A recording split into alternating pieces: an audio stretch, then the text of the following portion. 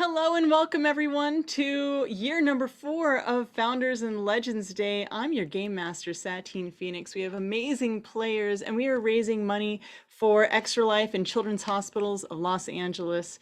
You guys can join our team and donate directly at extra-life.org/team/FNL4. Isn't that pretty cool? So go to there. I'm sure there's links in chat. Click those links and be a part of this awesome, awesome event. This is game number 1. And before we introduce our amazing players, I want to talk about our sponsors. Thank you so much. We have a whole list of them. I wrote them down, so I have them right here. I'm just going to read them to you, okay? We have our title sponsor, Level Up Dice, luxury dice that level up your tabletop games. I've got a bunch of them here. We've got our custom level up dice. They're really cool. Also, we have Idle Champions of the Forgotten Realms, a fun game with heroes like Archon and Melf, and me, Vlanya. Our other sponsors are Hero Forge. They do custom minis and images to tailor your game on tabletop or VTT.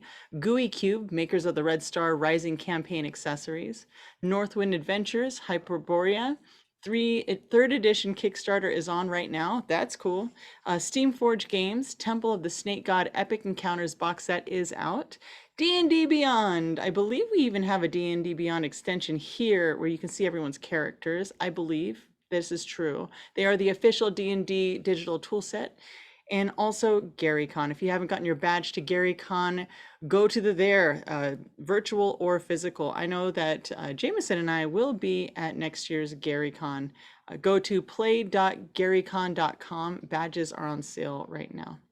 And also further, you, the audience, can influence the game with your donations.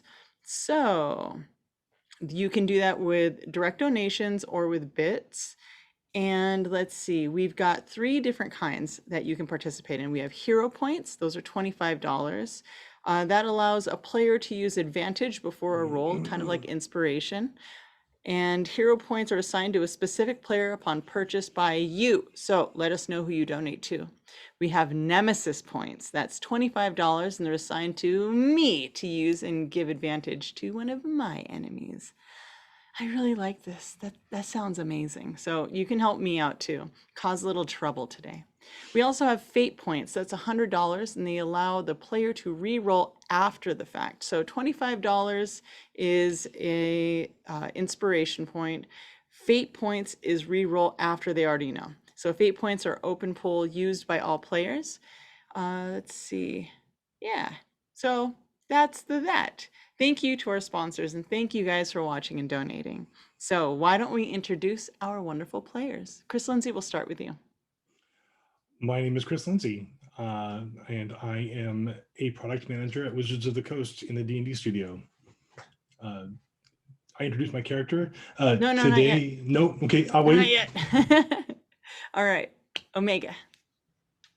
Hi, friends. My name is Omega Jones, also known as the Critical Bard. He, they pronouns for me.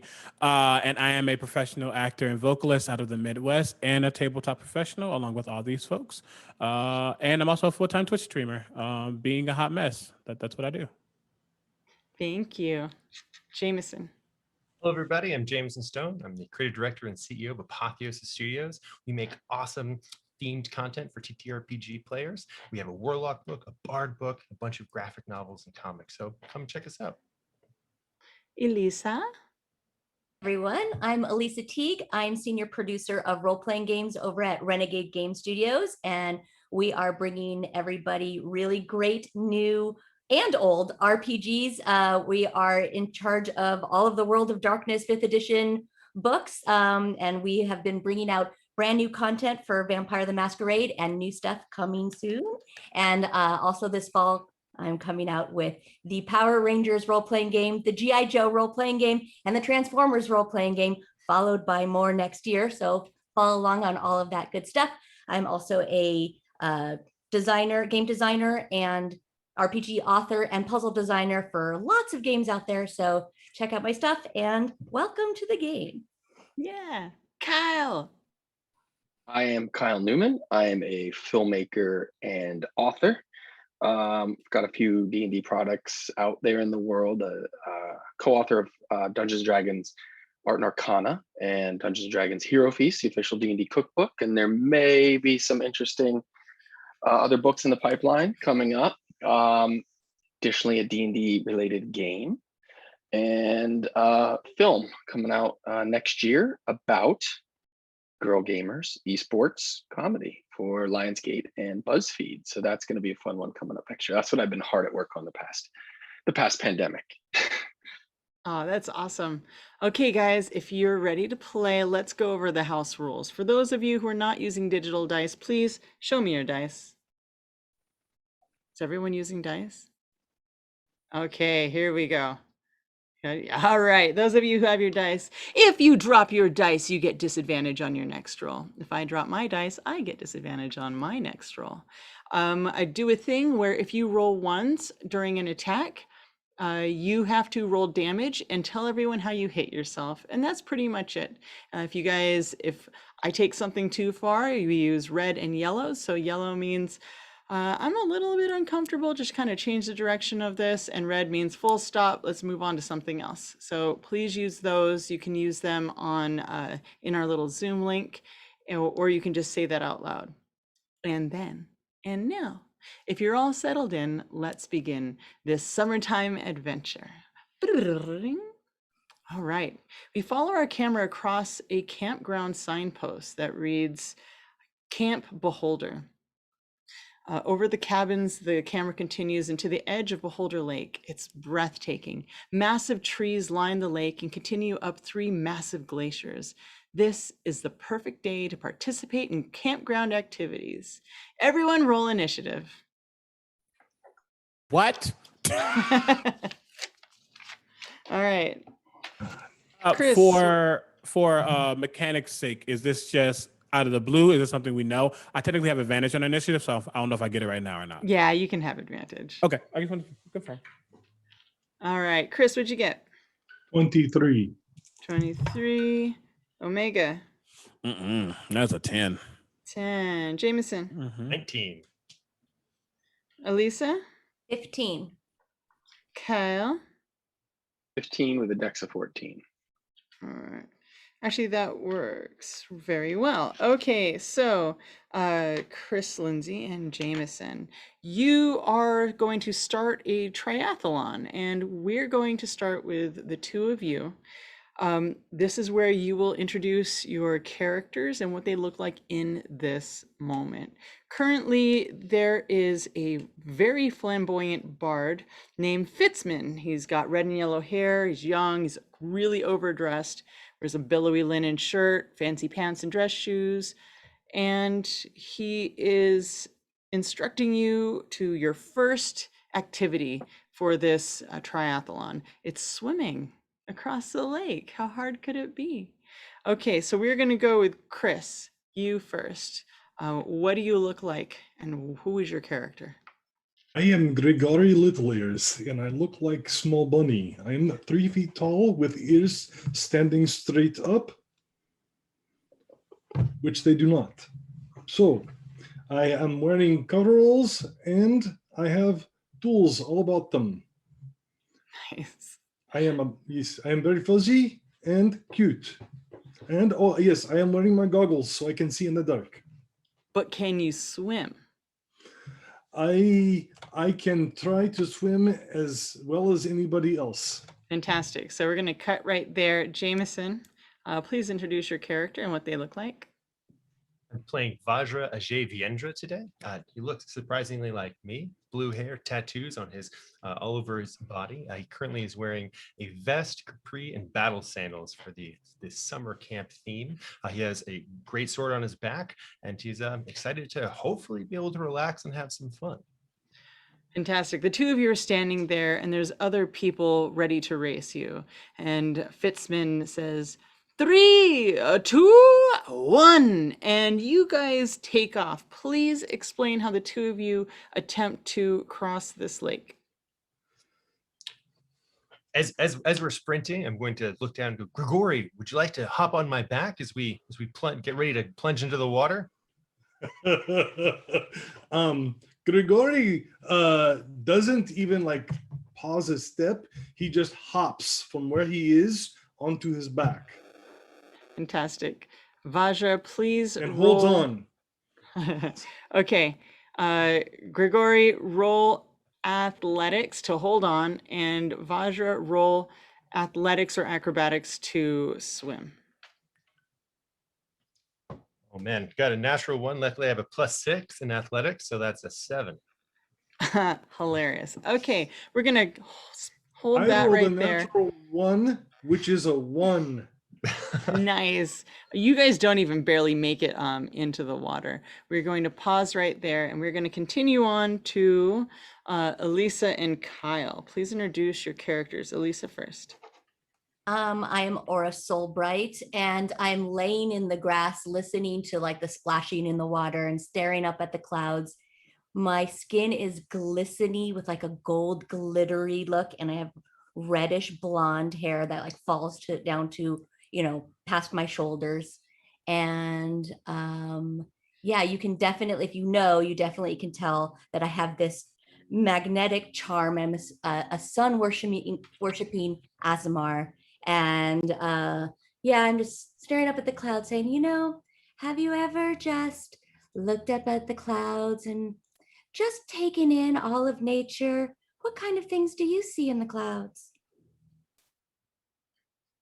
All right, Talking to Kyle, herself. you're standing next to Aura. I am a nearly 7 foot tall, 250-pound plus bugbear dressed in full plate armor, sweating. I am a honorable but gruff warrior, begrudgingly present here as I sweat and swats flies away that are circling me because I probably stink from this armor in the summer heat. I do have a little flower someone gave me in my tucked above my ear. My hair's in a top knot, and I am lost here. Fantastic. What is your character's name? Sagomo Scruggs. Sigomo.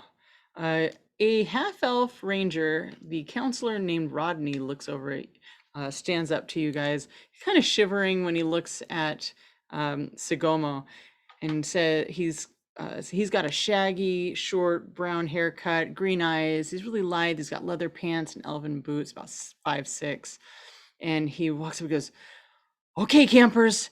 You're up next. We got to go over to swinging. We're going to swing over a cliff. It's going to be real fun. And once your team, the first part of your team, makes it to the other shore, then you're off. So let's go, go, go." And he's going to rush the two of you off towards the cliff. And last but by no means least, Omega, you're by yourself. You're walking towards, let's see. You are walking towards an axe throwing area by a human woman named Sarah. She's a fighter, very overly tan, very muscular bodybuilder body, long sun bleached, dirty blonde hair tied back in a ponytail, wearing a leather vest and leather booty shorts. The two of you are walking over to this axe throwing area. And what do you look like? And please describe your character and their name. This is Mimi. Those know her as Mia Michelle, but she goes by Mimi. She has long blonde hair, a little bit tied up in the back. She's wearing a leather crop top. Her midriff is showing, and the crop top has like different metal hoops and things and kind of crossed in the back. She's wearing tight pants, that same kind of hooping on the sides of her legs. She's wearing heels. She shouldn't be wearing heels, but she's wearing heels because she could wear them very well. She has fingerless gloves on, black lips, very, very striking, almost gaunt-like features, bright red eyes. And she's walking with this individual going, "Yeah, daddy told me to come here." And I said, "Fine, I'll go because, it's cool. And this actually reminds me of something he has in his dungeon. This would be cool, I guess." I really like your battle heels. They're quite awesome. I can understand how they would give your booty that lift. And I've been really working on my squats, but that's a really good way to do it. Yeah, but here's the thing, though. I can also take them off and stab somebody with them. So, it's like double feature. Battle heels, noted. Okay, so the two of you are walking towards this axe throwing area. Going back to the beginning, we have Vajra and Gregor. The two of you have not made it into the water yet, and everyone else seems to be racing, rushing through the lake. So let's roll that athletics one more time.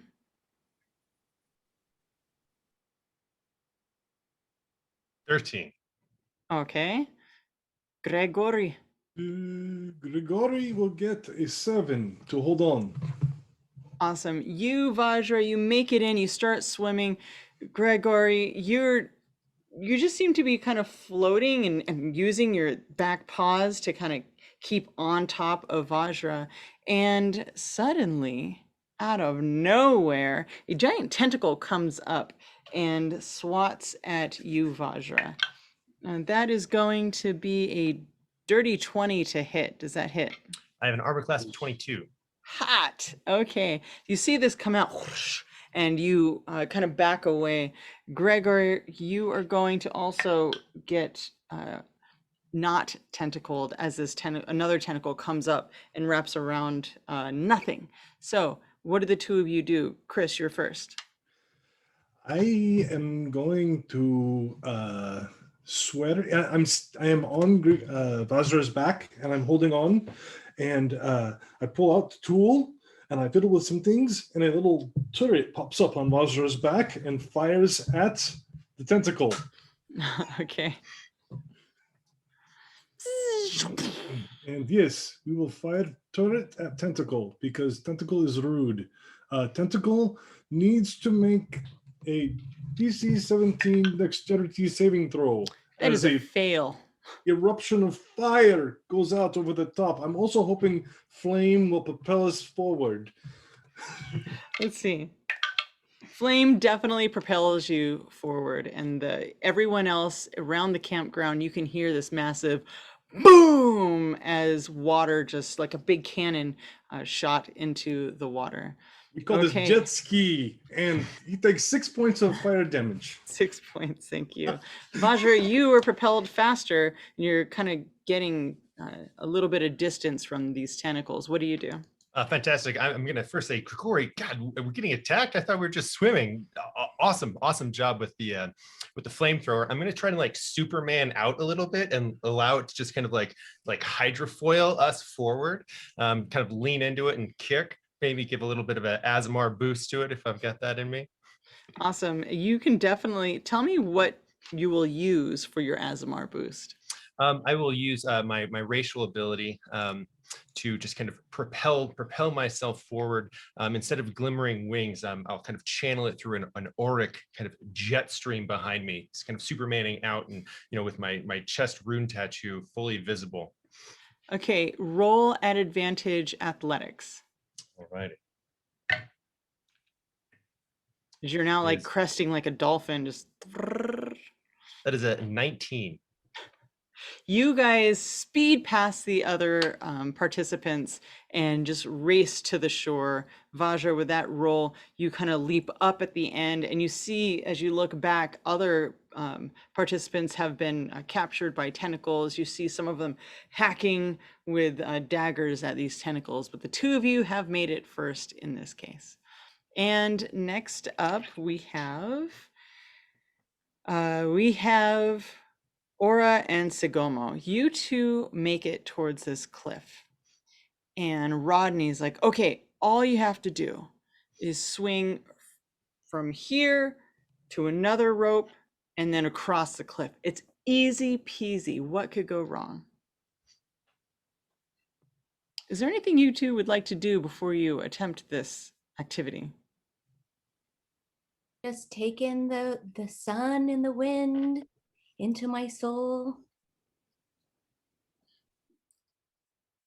I'm gonna wrap my hands, my sweaty bugbear mitt hands, and gruff my way to the obstacle. Let's do this. Awesome. You can do it, man. You can do anything you put your mind to. The cliff's drop is about 60 feet below you. So let's see, who goes first? You guys both rolled a 15. So my dex is a +4 if you wanted to use that. You would go first. All right. You first, Elisa. Aura. All right, I will take, it's a rope that I'm swinging across, I assume. Mm-hmm. I So you're will going take from the- one rope to another rope to another rope. Yeah, I got this. Watch. Mother Nature would never, let anything happen. Watch how you just use the wind and use all of nature around you. You can do it, don't worry. And I'll just grab the rope and just start. Okay, so go ahead and roll athletics or acrobatics to make it to the first rope. That is a 19 on my acrobatics. Awesome. Please narrate how you run across and flip or whatever it is that you're going to do to that first rope. I grab the rope and I like wrap my leg around it and I look back at how do you pronounce your name again? Segomo. Sagomo. Sogomo. I look back at Sogomo and go, peace, man. And I just like swing gently through the breeze. And you can see like I'm just like shimmering in the sunlight. So you're just like elegantly floating and you grab the next rope and suddenly phasing into existence is a giant phase spider. It's a large creature and it's looking down at you. It looks like it's been sitting on that rope and then it goes to bite you. That is an 18 to hit. That does hit. That is going to be 4 points of piercing damage. Make me a con save, please. You got it. Ooh, good. That's a 19 on my con save. Let me put the damage in. All right. That you're totally fine. You get stung by this. Segomo, you see this happening. There is another rope next, so the ropes are adjacent to one another. So she went on hers. You still have yours to move forward. And I'll call back to him. I'm like, it's okay, man. It's just nature's creatures doing what they do. It's fine.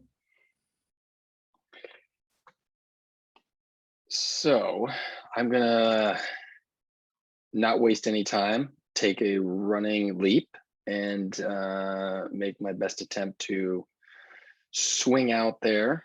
I'm gonna try to do this with two hands, and hopefully, if I get close enough, draw my greatsword. But do it with. Actually, I have a hand axe. I'm gonna have to use that with one hand. So. Okay, so you're basically just going to attack this from the rope that you're on, or are you going to attempt to hit the rope that you're supposed to catch onto? What's my distance? Like how far apart is her rope from mine, and how far am I from the face? So it's about 15 feet apart this way, and each one of you has your one, and then you have another one, and then another one to grab onto. So she's still on her first rope.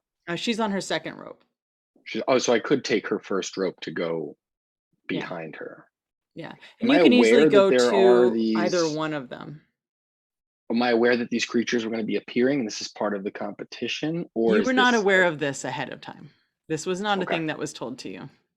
Okay, so my danger sense is going off. Okay, Yes. I'm going to jump onto the one that she took. So I guess I'll roll my athletics first. All and right. see if I can get closer to her swinging on the first one. Here we go.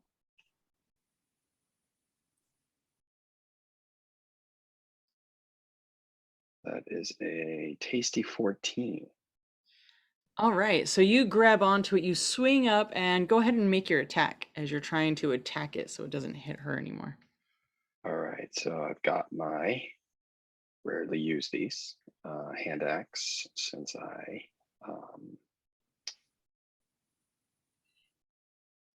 can't use my great sword. I mean, you could, but wouldn't recommend it. Yeah. Okay. I'm just trying to see what I would throwing it, I guess. You can no, either throw it or you can just hit it since you're swinging. I can get close enough. All right, I'll swing it. What is a hand axe defaulting to here? My dex? It should just be your whatever bonus you have. Just for my strength. Yeah. Okay. What's up? That's 8. I'm just gonna do a strength here and add my Yeah, it should, if you're using D&D Beyond, there should be a button or a, let's see here. I've got your character right here. Just, Okay. If you hit the equip the hand actions. axe. That's why. Yeah. There we go. Ah, you forgot to equip it. Yeah, but I Okay. did say I was grabbing it. Okay, here we go. Oh, that's a 18 to hit, Totally hits. and it does 10 slashing. Awesome. You slash at it and it knocks it off. And you see this spider like kind of twirling around in the air and then bamf out of existence. So, Aura, go ahead and make another athletics check as you're going to kind of use that momentum of Sagomo hitting that spider on your rope to catch the next one. Athletics or acrobatics is okay. Either one. Thank you. Ooh, not as good. 14. That totally is enough. You make it, you grab it, and then do another back somersault off to get onto the platform. Sagomo, go ahead and roll another athletics or acrobatics as you're now kind of swinging backwards, but have enough momentum to kind of run from the platform onto the other ropes. 16. 16 totally works. And Great. you continue forward, grab the other rope, and then make it next to your friend Aura. And the two of you are there. Unfortunately, you were not the first to get across. You were the last to get across. And you see the other participants kind of scoffing at you and laughing about the spider that attacked you and didn't attack them. And now we're going to cut there. And now we've got Mimi. Mimi, Sarah is standing next to you and she's like, okay, this is a timed event. Looks like you are the only one in your group that is going to be participating in this. All you have to do is throw 3 axes and hit the target. That sounds like a lot of work, but I'll try to do it, I guess. And she walks back and goes 3, 2, and she looks like she's holding a stopwatch or something. Mhm. 3, 2, oh yeah, and avoid the Gorillion. 1, what? click, and suddenly this massive gorilla beast with white gorilla beast with black skin and 4 arms just comes romping out and like massive chompers. And so Daddy all didn't tell you me have about to that. do is throw 3 axes and while running from this Gorillon and hit the targets. Cool. I'm not really good at throwing things unless they're like daggers, so this is going to be a lot of fun. Yeah, she will see this gorilla thing kind of freak out, but like keep it in and just begin to actually. What you got? Ooh, it's hostile. Oh, you got lucky.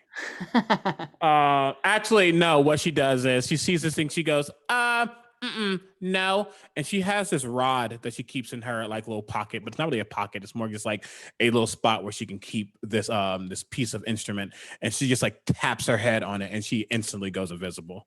Because she's not dealing with that. But you know, she still has hand axes. So I picture it's probably just the hand axes are either they went invisible with me. Oh well, no, technically anything I'm carrying is invisible as well. So I'll have this hand axe and I'll attempt to run by. Just make sure it doesn't see me. Come on, camera. All right. So what I need you to do is it can't see you, but it is a wild creature, and you Valid. see it runs by you. It goes. So roll me stealth. Okay, I can do that.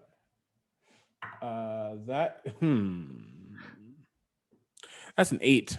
Cool. So you're continuing to run. Go ahead and throw the axes. You have 3 of them, and you're running because it looks like it's catching up to you, but it can never really catch you. But it still has you moving. So disadvantage. Roll to attack 3 times. Okay. I just want you all to know I have a -1 to strength, so let's have fun.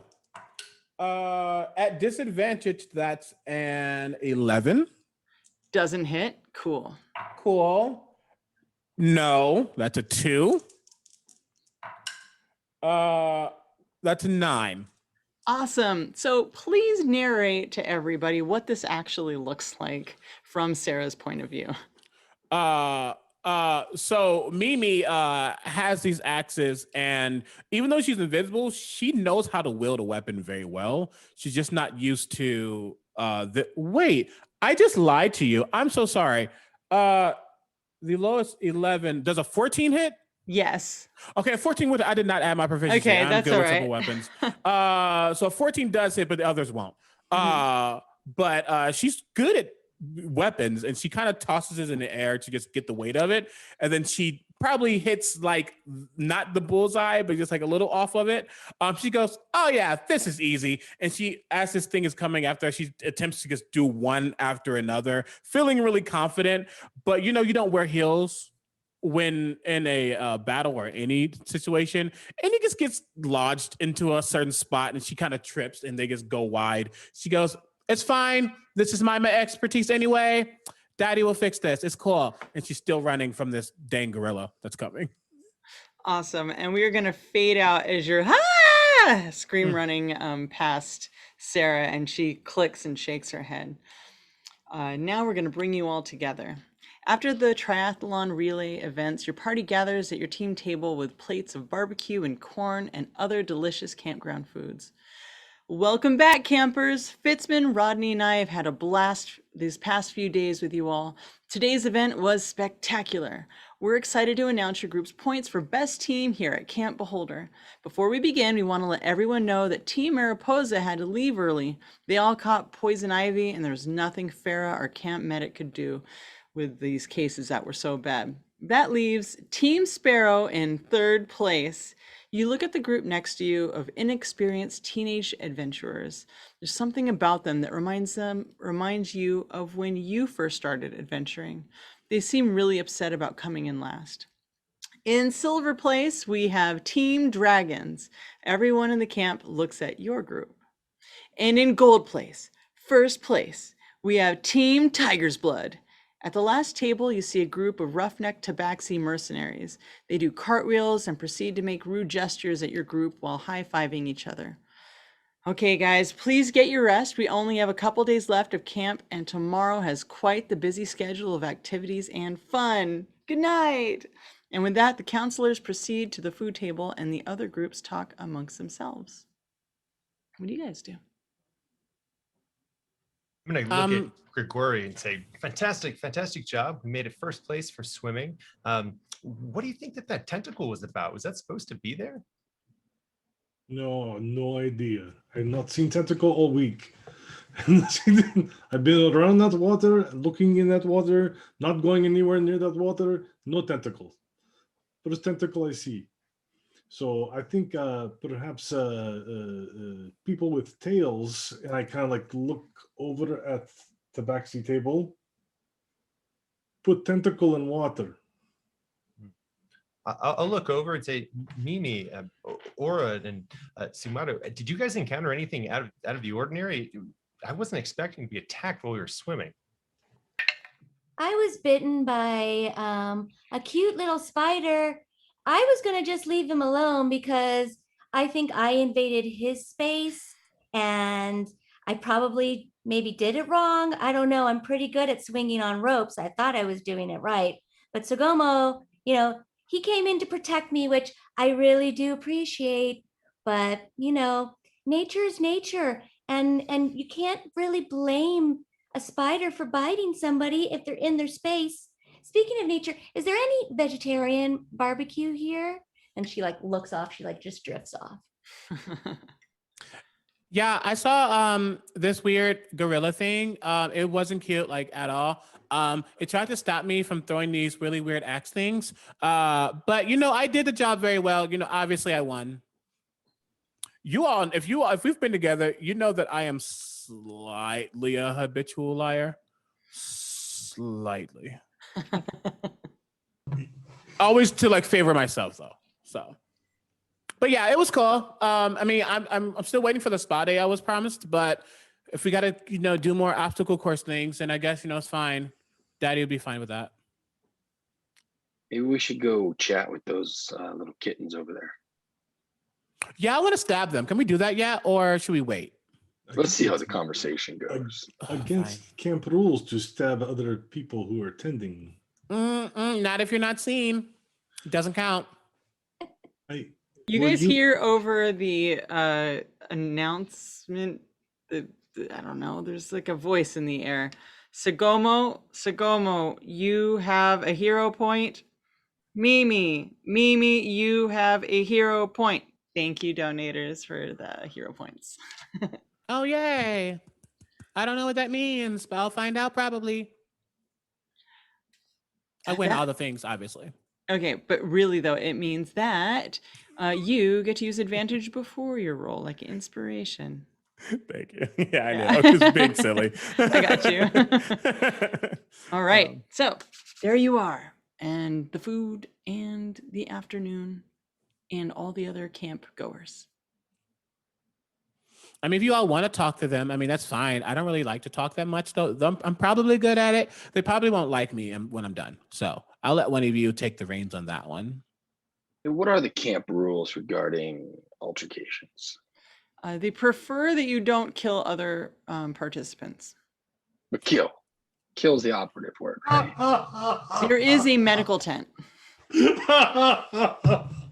I heard that too. I heard it. I heard it with my brain follicles. I heard it. Momo, if you'd like to go talk to them, I'd be happy to go with you. What if we play a little joke instead? What, Grigori?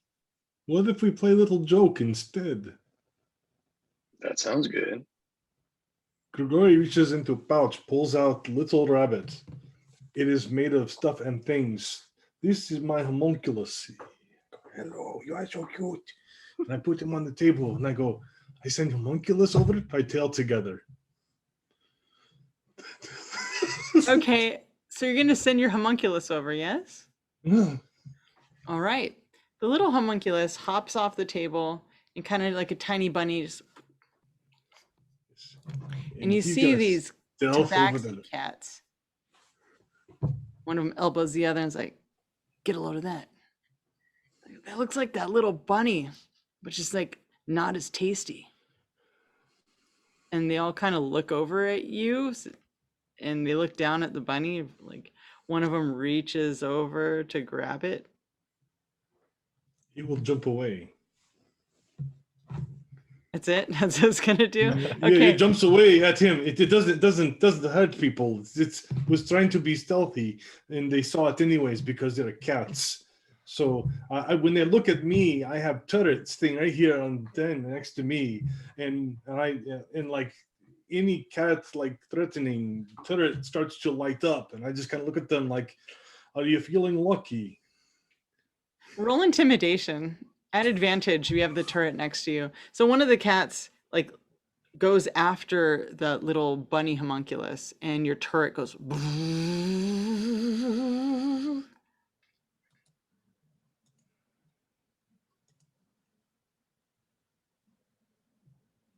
15. And the tabaxi's like, okay, don't get crazy, and then goes off, and they all look over at the bunny and they kind of shiver, and then they go back to talking. Bosworth's gonna lean into his party and say, why don't we like the Tabaxis again? What did they do? They won. Oh, okay. Well, they were gesturing rudely to us after they won. Correct. It's the Yeah. unsportsmanlike behavior Bad that sports, Sagomo bad is irked sports. by. Totally because they were being rude and not because they won. Yeah. I call back homunculus, put it on head, put it away. I'll just keep my eyes on them. All right. What time of day is it? It's an afternoon. It's like late afternoon. Do we know like what's happening later, or is it kind of they kind of announce it as the day goes? Later on, actually, they were like, you guys have the evening free, so Okay. yeah, It's a they want you to barbecue? rest. This was one of the hardest days of the last couple days, so they're like, get your rest. There's a lot of fun stuff tomorrow. Okay. You all, I totally love to stay and chat, but like I would like to, find this spa You all can come with, or you can do whatever you want. But I'm tired of smelling the felines over there. I really have a knack for stabbing things I don't like to smell. So I probably should get away. Or I mean, I don't have to go to the spot. I just want to get away from them. Do you guys have any interest in trying to find out what attacked us? I'm still a little curious. I don't think that was Have you never been attacked by a weird creature before? not at summer camp. I was told this was going to be a vacation. I came here to We just can go- relax and enjoy myself. We can go look in lake and see what it is there. Well, who's the man in charge that could give us a little more? It could be a info woman about or someone in protocol? between as well. Could be. You know that there Wasn't are there 3 somebody- camp counselors and a medical person, and that's Sarah, Rodney, and Fitzman. They are the camp counselors, and Farah is Fitzman. the medical. Fitzman opened the proceedings, correct? Yes. Tell me a Fitzman little more was about one by the Fitzman. lake. Yes. Yeah. Okay. I And mean, does did you Fitzman not seem see- like a up and up kind of guy or woman? You look over at Fitzman, and he's the one that's wearing this like really intense bard outfit. And as you look over, he's got like a one-man band thing going on where he's got a backpack that has a drum on it that's like the pulley's attached to his foot. He's got a harmonica and he's got a lute, and he's kind of like just going to town on it. And let's see how bad it is. It's actually not that bad.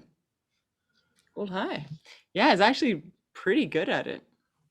Did Fitzman not see the tentacle come out of the lake when everything was going on? Like he Totally was did. He definitely saw that everyone was getting attacked by tentacles. oh, everyone did. Hmm. Oh, okay. Well, I will also say that Sarah, or whatever her name was, sorry, I don't really remember the names of irrelevant people.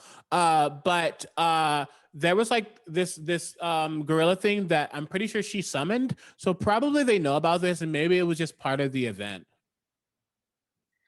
I mean, it's also called Camp Beholder, and Yeah, why did we come to a camp called Camp Beholder? I don't know. Because we Discounts. thought it was about seeing sights. See what you did there. Maybe we should find out if we're going to be expecting more of this even in our sleep. We I can have go an see idea. tentacle. I just say we just go into water and look around. Like if we have to keep watching our tents tonight, kind of deal. Mm. We could go check out the lake though, because water is wonderful. And if we can go in the lake, it would be really rejuvenating to the skin and really a way for us to connect to nature.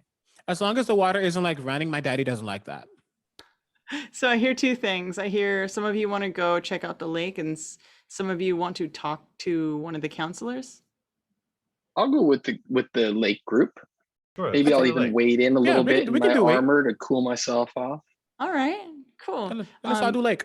All right, you're all going to the lake. You go to the lake, and the sun is back behind the glacier mountains, and it's still, almost eerily still. Bajra will approach the lake and use divine sense to detect good and evil. How far does that go? That will be for 60 feet. So he'll take off his great sword and use the hilt and kind of try to scan and reach out with his mind to perceive anything that may be evil or good in the depths of the water. No, no, no, no, no, no, no, no, no, no, and nothing picks up. You see I will some say, birds you- fly you- overhead. I will say, Vajra, since we have known each other a little bit at least, you will always get like the slightest hint of it. Always, whenever you use that, I always ping just a little bit, Excellent. I'll enough give to you- be like, I'll give you a little look and then kind of a wry smile as Yes. his pursuit. Yeah. Sugomo's going to go to the water's edge and squat down and stare across the still lake and scoop up some water in his pawed hand and smell it, see if it looks normal, smells normal. Roll me 2 things. One in investigation to look, and then perception to smell. I'm going to use my not divine investigation with a +0. Nice. A 5. I'm Still, sharp. yeah. Perception. Perception. Oh, a delicious 1. +4, 5. Yep, just water, just definitely water. Maybe some algae in it, maybe some fish stuff, but other than that, it's just like normal water to you. I'm gonna take 2 scoops and splash on my face and retie my bugbear top knot and drizzle some down the back of my neck to cool off. Nice. Don't get Aura will also contaminated. scan over. Oh, go ahead. No, sorry, I was just being a mess. Go ahead, continue. Aura Aura. will also scan across the water to see if she perceives anything. Investigation, please. Oh, that's going to be terrible. Yeah, that's a 7. Wow, you guys are Well, if it was you're really perception, doing it it. would be a lot better. if it was perception. I'm going to reach into pouches and I pull out little device that I stick in my mouth, and I pull out gloves. I put gloves and slippers on, and there's a little magic. I go boop, and they're webbed. I cast alter self, so I can swim. And I look over at Bazar and I go, "Sorry, did not want to steal thunder," and jumps into the water. Cute. You go into the depths of this lake, and you guys just see this like little bubbles coming from wherever Gregory is. And at the bottom of this lake looks like an octopus. It's just chilling. How big? Massive. Like it's huge. It looks out, one eye just goes bloop. And it kind of closes like it's falling back to sleep. Why would octopus, little docile octopus, attack everybody while we're swimming? That's all you see down there. There's nobody else. I look around for like evidence of things that might provoke octopus. Currently, roll me Arcana. As this is Okay. happening, Mimi just saddles over to Sugamo and gets it. I wonder how long it takes before they drown. Yeah, did you know we can even do that? No, and that's kind of disgusting, but I'm not going to say it to their face. Takes 1 hour to drown. What did you get? So, continuing with my existing awesome rolls, I got a 9. No idea. And Congratulations. that's strange because I rolled a 1. I'm really Yeah. good at Arcana, but I can't see down here. You're just really tired. You know, you already did the water thing today, and you just can't quite. It's real dark, so the dark vision's kind of hindering your abilities. But you make your way back to the shore, with only seeing this sleepy octopus at the bottom of the lake. Okay, there is a large octopus down there. Problem: octopus, like baby seal, very docile, not attacking, not anything. Barely look at me. Why attack when we swim? I have no idea. Maybe you swam over it. I swam over it like 4 or 5 times just a minute ago. It did nothing.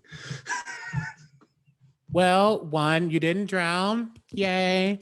2, remember, again, they probably are like friends with the octopus. So it's like, hey, we'll feed you like a bunch of, I don't know, rats or something if you mess with these people for like an hour or so. They probably have like a camaraderie with it.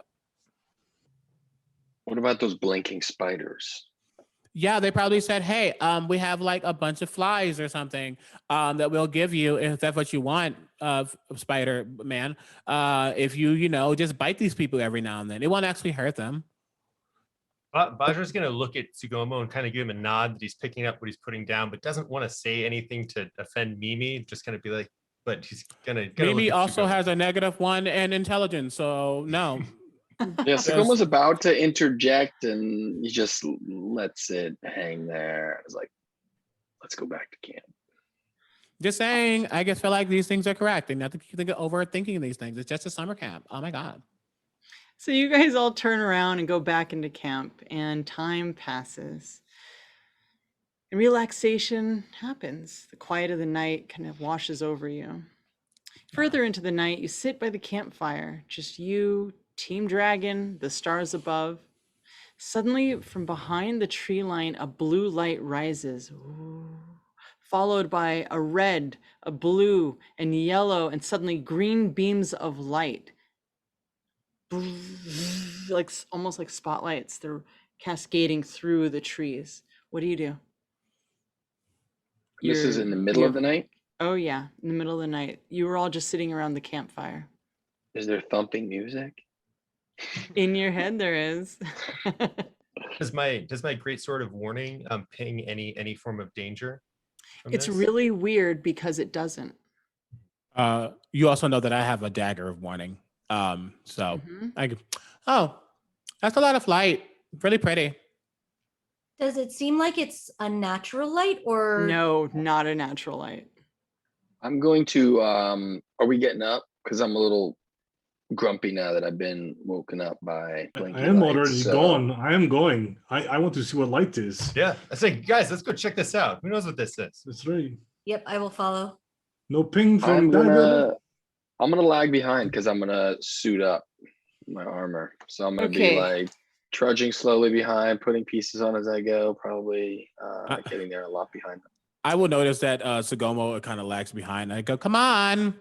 You know, we But got to go you to the could light help thing. me. Yeah. You could help me, and I gesture to That's my a back. lot of effort, but fine. And I'll like try to put stuff on. Vaj Awesome. actually wanted to help too before he said anything. So Vaj was already there helping him with the plate mail. You should get next time I make So you network, this is the you thing. get to sleep in. Sagomo, you actually have your plate mail on. Oh, Mm-hmm. You've been wearing it this whole time. I sleep in style. Well, you guys are just relaxing around the campfire. So if all of this is the way it sounds like, it's Gregor, Vajra, Aura, Mimi, and Sagomo in that order. Yes. Cool. Probably. For those of you who get there first, you move some branches out of the way, and a giant eye looks over at you with these eye stalks, and you see these beams coming out of the eye stalks. And that was your initiative. We are going to move ahead. And this creature, you see its massive mouth, and the eye seems to peer directly into your souls. I rolled very low, so it is going to go last. Gregor, what do you do? A giant beholder is hovering over you. Grigori will say, hello, beholder. How are you? I am fine. Are you camp mascot? And I like tentatively bound forward a little bit toward it. But I am totally like eyes super wide, and I'm going to use my action this round to dodge. I am assuming at this point that since it did not attack us immediately, because I don't think about speed, that it's not hostile. Make me a strength saving throw, please. Okay, I was wrong. Let's see here. Strength. Roll. Our audience at home, now would be a really good time to be dishing out hero points. I got They're an gonna need it. 11. That is not gonna make it. So Okay. yeah. Okay, so you're standing there and suddenly you feel held. You are restrained with a telekinetic ray. That's rude. Yeah. All right. Next up is Vajra. And just to remind people, people will have a +2 saves on saving throws due to my aura of protection if you are within 10 feet of me. I believe that it is. So just as a heads up. Seeing Grigori being restrained, I'm going to draw my flame tongue greatsword, and using my bonus action, it's going to ignite into flame, illuminating the space around us. I'm still not 100% sure what's going on. This thing didn't ping as a threat, so I'm going to kind of maneuver myself up in the front, and then I'm going to do sense evil to try and see if there's any nefarious intent of this creature, or if this is just some sort of friendly mascot. It's almost blinding how evil this thing is. Okay. I'm going to shout out. Okay, I'm going to alert my entire. Oh, we're under attack. We're under attack. Fight. And then I'll rush in. All right. Do your damage. Excellent. So I have +6 to attack, rolled an 11. So that is a 17 to attack. No. All Nope. right. So Vajra takes his flaming greatsword, swings and woofs, but you see a Well, nice here's the thing. arc. You have a fate point, dear friends. If you would like to give that to Vajra right now, that would be the time. You just got it in. It sounds like people in the audience are now cheering for you. But it has to be consent to use. All right, we got thumbs up. That gives us incentive to give us more. Yeah. Okay, hit it again, Vajra. All right, excellent. I shall roll again. Roll Oh, much higher. better. That was an 18 +6, so I think Yeah. that does much better. Yes. Go ahead and roll damage. Fantastic. Because of the flaming sword, I have 2d6 +3 plus an additional 2d6, and I will also divine smite on top of this, which is You should do additional that. 2d8. And I will use it at a higher level, so that will be an additional d8. So this is a big old roll. Excellent. I will add this up quickly for us all. I'm going to re-roll a 1 and a 2 because my greatsword mastery. So that's 6 + 5 + 3 + 2 + 2 So many numbers. 4 + 3 equals 30 points of damage. Hot damn. And that is using a level 2 spell slot, and I have I can attack again. So I'm going to do the exact same thing all over again. Oh my gosh. Yeah, do that again. Roll that again. Yeah.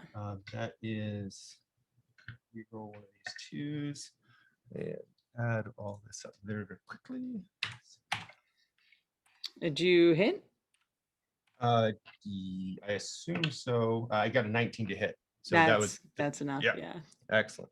+1 + 3 plus. And that one is a 27 damage. So 30 on the first swing, and then so he swings, arcs through, uses his divine smite, channels all of his energy into this flaming blade, kind of rolls it back around, and then does a showman strike right down again. Fantastic. You actually hit it so hard. I mean, it's a lot. It's like 57 points of damage. You cut the stalk that was holding Gregory, but another one points at you. Please make me a con save. All right. Got a 6. Constitution, that's +3, 4, 5. So total of 11. No, that's not going to work. Oh, bummer. Suddenly you feel this necrotic energy piercing through your tattoos, and you feel your skin start to rot. You are going to take 36 points of necrotic damage. All right. Luckily, I have resistance against necrotics. Does that help mitigate any of that damage? Yep, that's half. Excellent. What was the total you said again? 36. Wonderful. Thank you. So, all Gregory, right. you are no longer held by this this ray pointed at you, because it is now flopping on the ground. Okay, Vajra, is that the end of your turn? That is it. I'll say, Grigori, be free. Aura, it is your turn. All right, seeing this monstrous creature attacking Vajra the way that it did, you see something else come over, and all of us over Aura, and all of a sudden her skin starts shimmering even brighter, and she said, "Don't mess with my friends that way." And she holds out her hand, and a beam of like radiant blast like goes towards the beholder, and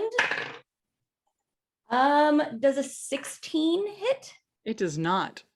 And totally misses it. And so then, as a second attack, she will do that again. Nice. You want to roll higher. Say, whoops, one more time. Don't do that to my friends. Much better. Will a 19 hit? It will hit. Yeah. Great. And so that will be 16 points of radiant damage, and then as a bonus action, I'm actually going to spend my key point to be able to do that 2 more times. So here we go. Do I have to roll again for that? Yes, I do. Okay, and then and that is an 18 to hit on the. That's exactly the number you need to hit. Great, and the other one is also an 18, so that's interesting. Cool. Okay. So then I'll just do the math real quick. Yeah, just roll all that damage. So 11, 15, and 8. So 23 more points of radiant damage to this thing. Okay. All right. Well, not this one. This one missed. Well done. Badass. Okay, so another ray comes out of one of its eye stalks and points at you. Make me a dex save, please. Oh yeah, no problem. I hope I shouldn't say that too fast. I do have a +7. Oh, and that was a natural 20. So 27. Okay. Of course, I wasted my natural 20. You feel your whole existence slow for just a moment, and then you speed back up in time, resisting this slowing ray. Okay, next up is Segomo. So I'm going to advance close to the position Bajra is, and I have reach. There's no way to surprise this creature, correct? No, it is It sees very everything. perceptive. Okay. A lot of So eyes. I have this 5-foot reach, and with the great sword, I'm going to lunge an attack at it. All right, go for it. Now, make me a perception check also. 14. You notice that its drool is dripping down its face as this creature is like, "Ah, ah," and it's created this gooey puddle that Gregory is just kind of just adjacent to that makes it look really slimy and slippery. So just fair warning there. How far away is Grigori from me? If I'm I would next say to doing about this thing. 5-10 feet. Okay. Yeah. So that attack is coming right now Yeah. with the great sword. That's a 19. 19 hits. And the damage is a I have to re-roll my 1 here. Sorry. How do you do that on this? You just have to manually roll it. Yeah, I don't think D&D Beyond will be able to do it for you. Okay, Yeah. I'm gonna redo the roll and just take the first one. All right. It's a 1 again. Well, Well, actually, no, it says actually it's the first one that came up with a 6. So it did 18 damage if it replaced the 1. nice. All right. 18 And points of now I'm going damage. to use a superiority die and as a menacing attack because I've hit. Mm-hmm. And I'm going to expend 1 superiority die and I'm going to roll that and add the total. And it has to do a DC 16 wisdom saving throw or else it's frightened of me. So how do I roll? That's a 17. 17, so it So it saves, makes it, but I do yeah. add the damage. So I'm just trying to D&D Beyond add this menacing attack, my superiority to my, here we go. Let me find it. It's a D8. How do you just roll a D8 in here? I have no idea. If you look at the bottom left, there's a D20. Oh, there it is. Yeah, Yes, click that. polyhedron. Yes. Yep. Here we go. No, sorry. All right. Well, I'm going to roll it for you just to speed Do it for up. me. Yep. Yeah. D8 is a 4. 4. So it adds 4 additional. Now my second attack, I will just go with another thrust of the sword. Thrust. And here it comes. And that is a 25 to hit Yeah, it's going to do it.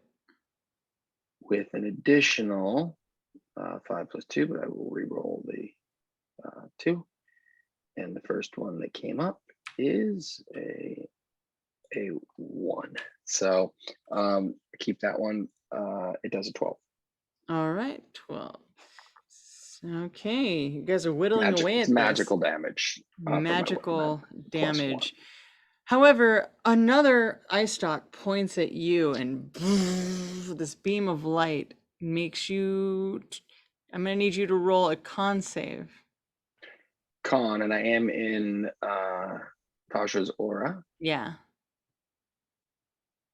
All right, that's a 26 plus 2, 28.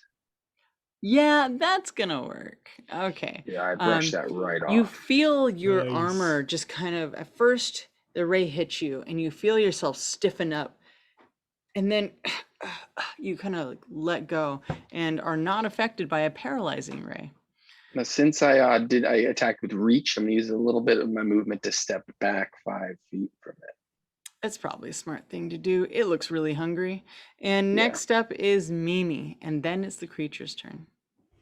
So Mimi finally gets there after hearing Vajra yell and all the stuff happening, and she sees this creature and goes, "Oh, yeah, that's bad. Um, don't like that one." And she begins to there's this bubbliness to her, but all of a sudden it disappears as she begins to run towards it. And as she does, you see her eyes slowly cloud over with black. Her cheekbones go extremely gaunt, almost undead. She grows these two big canine teeth. There's like shadow kind of forming off of her, and her hair just becomes extremely wild as she activates her form of dread as a bonus action. Nice. She goes, "This is why daddy likes me and not you." And at that same breath, she flicks her hand and her packed weapon forms. And she takes 2 swings at this creature. Go for it. So first attack, I'm going to use my my hero point to make this at advantage for the first attack. Because you do call it beforehand. That is that's actually a natural 20. Nice. Double dice damage. Double dice damage. Okay, so this is going to be fun. I'm just going to hit the second one and do damage afterwards. Cool, thank you. To make it easy. Second attack is an 18 on a die, so that's a 25. Nice. Cool. So, first things first, can it also make a wisdom saving throw for me? Yes. And I need to roll a d10 really quickly. It's a 16. Oh, you passed. You were almost frightened of me as well. I'm gonna get 12 temporary HP from my form. And then okay, my apologies. Where you at? Where you at? Where you at? Where you at? I double the dice. There we go. Okay, cool. So 1, 2, 4. This is going to be nice. 9, 14, 18, 22 for the first attack. 22 points of necrotic damage. I'm switching the damage to necrotic for the first attack. And then the second attack will just be 8 more points of magical slashing damage. Ooh, I did not like that. Okay, so you lunge in, and is that the end of your turn? That was 2 attacks that I have done, plus that. That is me. All right. It is now its turn. It is going to turn one of its eye stalks at you and make me a dex save. Don't like that. Okay. That's a 16 on a die, which makes that a 20. Oh, thank goodness. Okay, you do not take 55 points of necrotic damage. And yeah, so that is 1. Now we're going to have another. That is 1, 2, 3, 4. Vajra. Let's see. Another eye stalk is coming at you. Please make me a dex save. 19. All right, you've averted that crisis. And let's see. 1, 2, 3. Mimi, please make me a dex save. Stop doing this to me, please. That's a natural 20 for 24. Well, aren't you guys lucky? That is probably the most saves I've seen successful in a very long time, back to back. Or is doing work. Now we're going thanks, to. Daddy. It's going to attempt to bite Vajra with its massive jaws. That is going to be not enough. All right. This thing is just a floating ball of eyes, barely does anything. We are back to the top of the round with Gregor. Gorid will like say, Bunny, dispense with turret. And the little bunny hops out, grabs turret, sets it up next to him. And I just slap the button on the top, and the thing can make a saving throw, dexterity saving throw, DC 18. That's going to be a 12. A 12. So a jet of fire blows out from this thing and will hit creature. It will take 6 points of fire damage. And then I step over to it with the tool and I do a couple little twists and I hit button and again, and a little glowy ball goes out towards the creature and just behind it, and then goes poof, and lights come everywhere around creature. It make another dexterity saving throw, DC 18, please. That is a 19 on the die. Mother. And Is I that like what Gregory says? Grigori says that, and he kicks the damn turret over and throws a little bunny tantrum, and he's done. Roll me a dex save. Okay.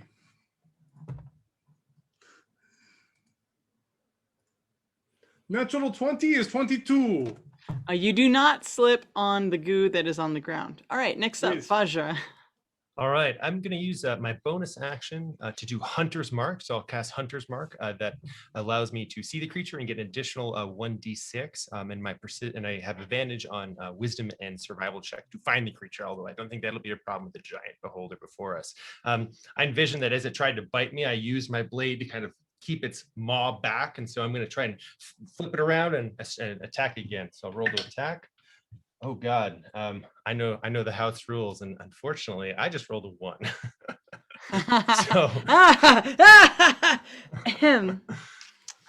So I envision in this section of kind of coming back that I catch myself on its tooth, and inadvertently get scraped. How would you like me to roll damage on this critical failure? Just regular damage that you would have done to it. To it? Oh, that's horrendous. Okay. Luckily, no divine smite. I wouldn't have to roll for the bane either, would I? No. No. Okay, cool. So I'm going to roll 3d6. Here we go. Oh, man. Just an FYI out for everybody. You have another fate point. All right, I'm going to add this Thanks, up. folks. 4 plus 4 plus 6 plus 6 plus 3. Thank you, Total of donators. 23 damage. Now, I don't think any of that is radiant because I didn't divine smite, so I don't have any defense against it. So I'm just gonna burn 23. That's rough. I will use my extra attack, hopefully to attack my target this time and not myself. Vajra is currently bleeding on his arm from the tooth that he inadvertently scraped. Rolling to attack again. I got 17 plus 6, so I assume that hits. Mhm. Fantastic. So I'm going to add my dice. I will divine smite on top of this. I like that Mimi is standing behind you just doing her eyeliner. It's the thing. It's like she would do that. That's the worst part. So this is a complete character. Like, yeah, I'll get him next. Have fun. All right. 3, 7 plus The level of self-loathing going on here is beyond me. So that is 28 with Beautiful, Vajra. 8 and 9 being radiant. I don't know if it takes extra Well, radiant it's. damage. Why don't you narrate how you kill the beholder?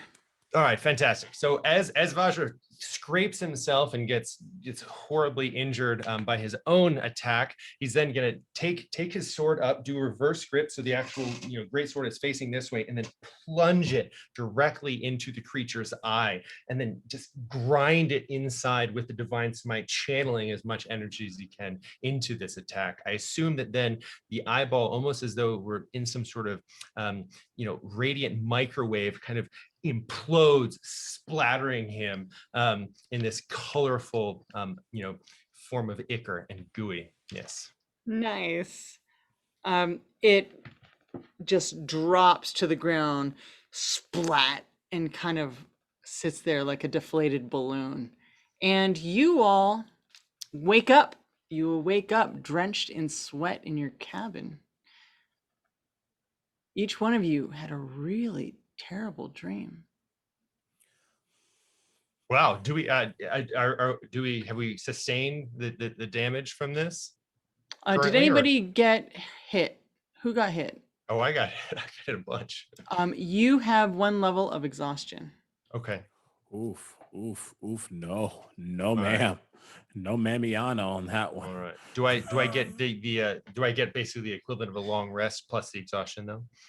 Yeah, basically you guys were asleep. You had this dream. You don't have any bite marks on you. You have all of your spell slots, all of your everything back. You've had a long rest. It's a really bad dream. Oh. And so for you, Vajra, you have disadvantage on ability checks. All right. Hmm. Bummer. Well, Vajra is going to have this kind of shadow pain on his arm where he got scraped against the beholder and looked at everyone else. Did you all have that same dream? What happened? Got attacked. Hey, you're really pretty, but stop talking for like 2 seconds. I need to just process and just make sure this wasn't real because that felt really real. Okay, you can talk now. Sorry, not sorry. Thank you, Mimi. I'm glad that you collected yourself. You're welcome. Did everyone else have that same experience? The beholder, the techno rave lights. What happened? I did, and I think that we all should sit in a circle and hold hands and just meditate for a few minutes, just so that we can calm down and really analyze this and see why we are all so interconnected with each other. It's this camp experience that's drawing us together, and it's just so wonderful and almost freeing, don't you think? So let's just hold hands and maybe sing a little song together, and we'll all feel better, I'm sure. Or potentially we're in a camp called Camp Beholder. That's what it's called, Maybe. Beholder. And there is a actual beholder trying to invade our dreams. That's totally what's going on. Everyone roll me a history check. Okay. I already knew this. I have a 10. I have a 10 as well. Anyone over a 10? Anybody? 0. 14. I have a 0, not a 1, a 0. Okay, we got a 14 from Gregory 13. Sugomo. 13? Yeah. The two of you, you've heard of beholders before. There was something really weird about this one. It didn't ping your stuff. And also, beholders usually have an anti-magic field. Yeah, it has, so its central eye creates like a cone, 150-foot cone of anti-magic. And this Mutant one didn't do beholder. that. Mutant beholder dreams, very bad. Yeah, I'm not liking this Better? camp. Isn't it better that this beholder didn't have an anti-magic zone?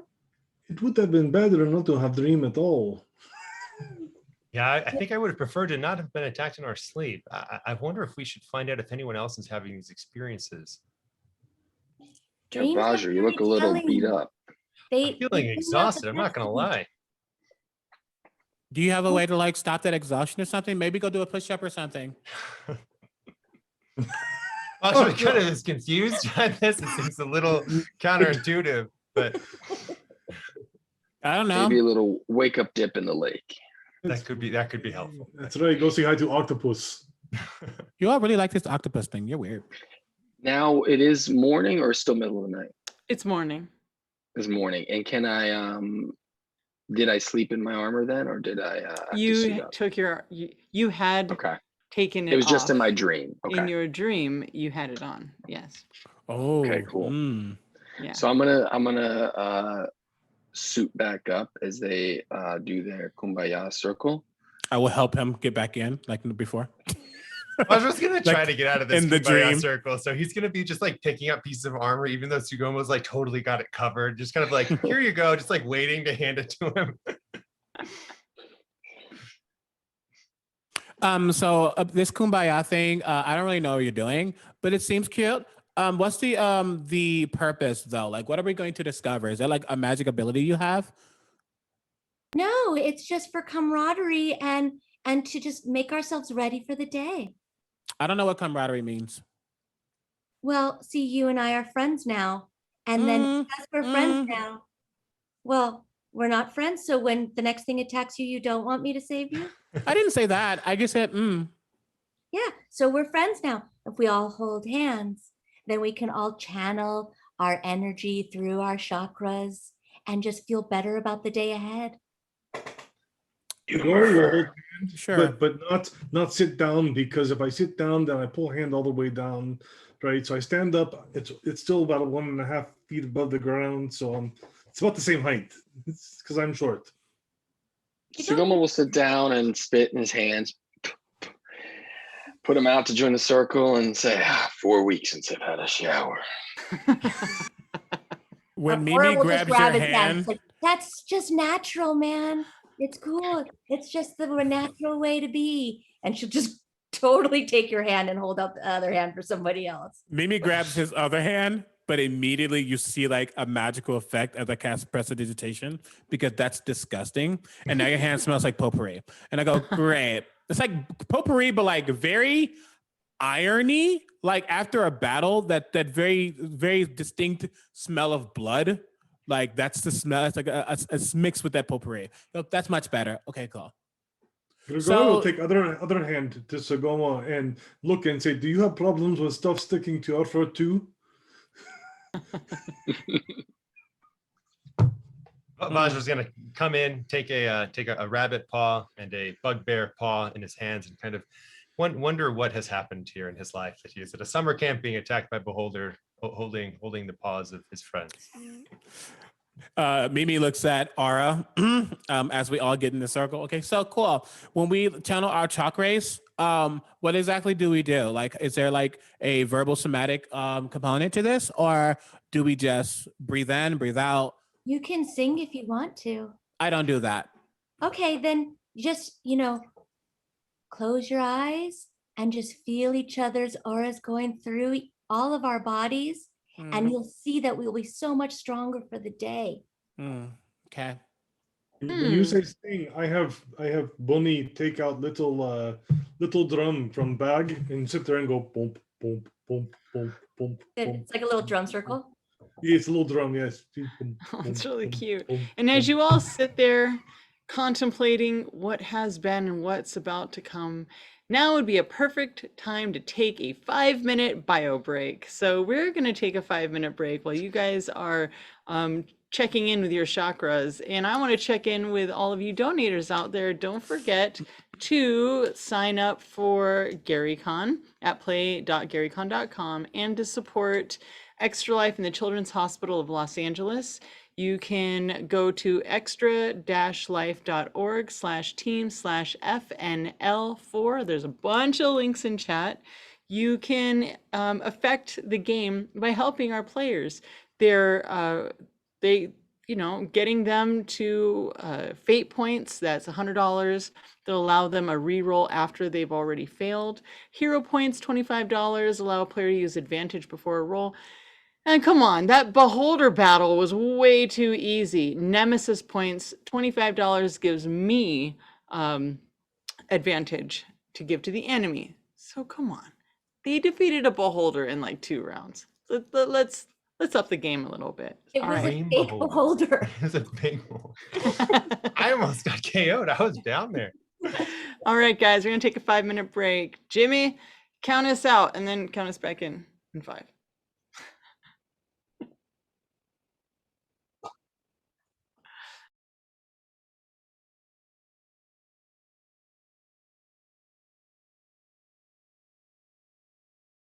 Idle Champions of the Forgotten Realms is a Dungeons & Dragons strategy video game that brings together D&D characters from the novels, adventures, and multiple live streams all into a single grand adventure.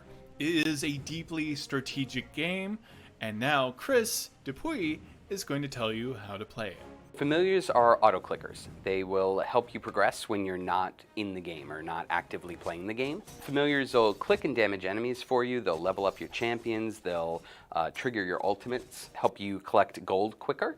And they can even help you click distractions. They're basically meant to give you more time to learn about the game and just play around with stuff. They basically give you some freedom without worrying about the enemies getting up to you, because The familiar's got it. So the wall of idle champions is when your formation, however you set it up and however you've optimized it, can't progress any further. The enemy's health is going to increase exponentially, and your champion's damage is at some point, no matter what, no matter how good you are, no matter how leveled up your champions are, at some point, the enemy's health is going to outpace your champion's damage. And at that point, you've hit your wall. So when you hit your wall, if you're close to your goal, there's a bunch of items that you can use. There's potions and stuff that can help you push just a little bit further. But normally, that means that the adventure is done for right now. So what you can do is you can reset the adventure, and all the gold that you've collected will be transferred into Divine Favor. Divine Favor then increases the rate at which you collect gold on the next adventure. So even if you weren't able to reach your goal during one adventure, resetting it will allow you to get further each time. And so resetting is one of the core elements of the game in that it allows you to basically like bank all that progress you've made, put it into Divine Favor, and push further every time. So when you restart, all of your equipment, all of the characters that you have, that all stays, but everyone restarts at level 1, and you gain gold quicker, so you're going to be able to level them up quicker and progress further on your next adventure. And then that just keeps spilling into the next adventure to the next adventure. Every month we have a limited time event in the game. It lasts about 12 days, and that's your opportunity to collect and gear up event champions through play. So we're in year 3 of events, so we have 3 different champions, the year 1, the year 2, and the year 3 champion, the year 3 champion being the newest one. When you enter into an event and you play in an adventure during an event, you can not only unlock the champion, you can collect chests for them so that you can gear them up during the event for free. Events are your best way to level up and gear up champions, but if you miss the event, if you join the game now and you missed all the past champions, time gates are your way to collect and gear up those champions through play. So every 3 weeks, whenever there's not a limited time event going, the natural time gate will open. You'll be able to open up the time gates and choose from a selection of champions, and you'll be able to run through their event story and collect up to 2 gold chests for them. And you can do that as often as you have the time gate pieces for it. So if you've been playing for a while and you got a bunch of time gate pieces banked, you can open up a time gate and just gear up any event champions you have access to. The weekends in Idle Champions give you a different play experience. Every Friday at noon and through Monday at noon, we buff 5 different champions. And so if those champions are part of your normal formation, your formation is going to be powered up for the weekend. So it'll allow you to push a little bit further, maybe hit that goal that you've been unable to get to. So pay attention to the newsletters because it will list the champions that are available. And during the weekend, if you add them to your formation, you'll gain the buffs from those champions. And then if you want to gear them up, we have chests with gear just for those 5 champions. Patrons are really high-level characters in the Forgotten Realms that will allow you to replay variants, but the wrinkle is they add a new level of challenge to those variants in that they only work with certain champions. So Vajra Safar, the Black Staff, will only work with champions with a high constitution score, for example. But it'll allow you to go through and replay variants to collect patron currency and patron influence, which you can then use to buy unique items, including feats, and also power up your champions in both the patron variants and also in every adventure that you run. Feats are champion-specific buffs that give you a level of customization for your characters. You can unlock feats by opening up gold chests, you can get them through weekend promos, you can purchase feats with gems, and they allow you to customize the character based on how you want to play them. So if this character is going to be a tank, you can increase their overwhelm level. If they're working for support in the formation, you can increase the global DPS. So you can really customize the character the way you want to play with them. So we give away codes through a variety of methods, like through the live stream, through our partner streams, or through our weekly newsletter. Once you have a code, go into the in-game store and click on unlock a locked chest, and that'll bring you up to the cryptex where you can put in the code and it'll unlock whatever the code unlocks. So we have a really great community on Discord. Our Discord is at discord.gg/idlechampions. We've got channels for spoilers, we've got channels for fan art, channels for discussions about the game, and the community members are just so gracious and accommodating with new players, and they really help players get a grasp on the game and learn how to gain a level of mastery.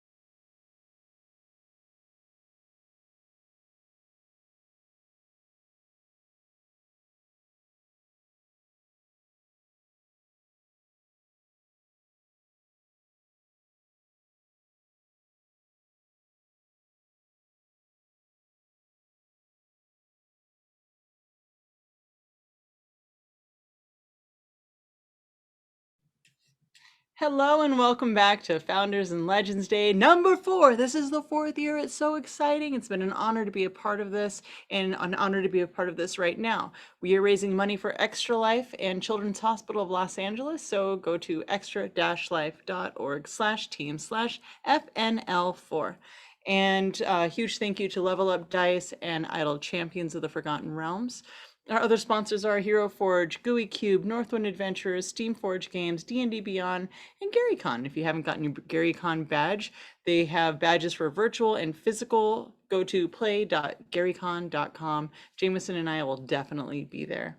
And I think maybe some of our other people here will be there. You can affect the game by donating. $25 gets you a hero point. You go to a player and allows them to use advantage before a roll like inspiration. Hero points are assigned to a specific player upon purchase, so let us know who you want to give that to. Also, fate points. $100 allows the player to re-roll after the fact. Fate points are an open pool used by all players. So that's pretty cool. And just to remind you that they just did a beholder battle and like wiped the floor with that beholder in 2 rounds. So nemesis points. Give me some nemesis points. $25. You give them to me, Satine Phoenix, your dungeon master. So we are going to jump right back in. I believe our players were holding hands in a kumbaya circle led by Aura. We were, man. And you know what? It was beautiful. But Vajra's going to lean in. He still is feeling this kind of lingering effect of this beholder dream nightmare, and he's going to just kind of release one of his hands, take his greatsword and lay it across his knees, and reclaim his hands and say, "Okay, friends, let's try to lean into this, and if we can potentially come and link together, I would really like to purge whatever energy is here lingering in me." He's going to use his magic initiative's sorcerer cantrip, Shocking Grasp, and have it be very, very subtle, and try to channel that into his sword. I'm sure there will be some static residual that comes off into his right and left hand, but really try to just purify this exhaustion out of his body, and hope that everyone kind of joins in and healing him. All right, everybody roll me Arcana, please.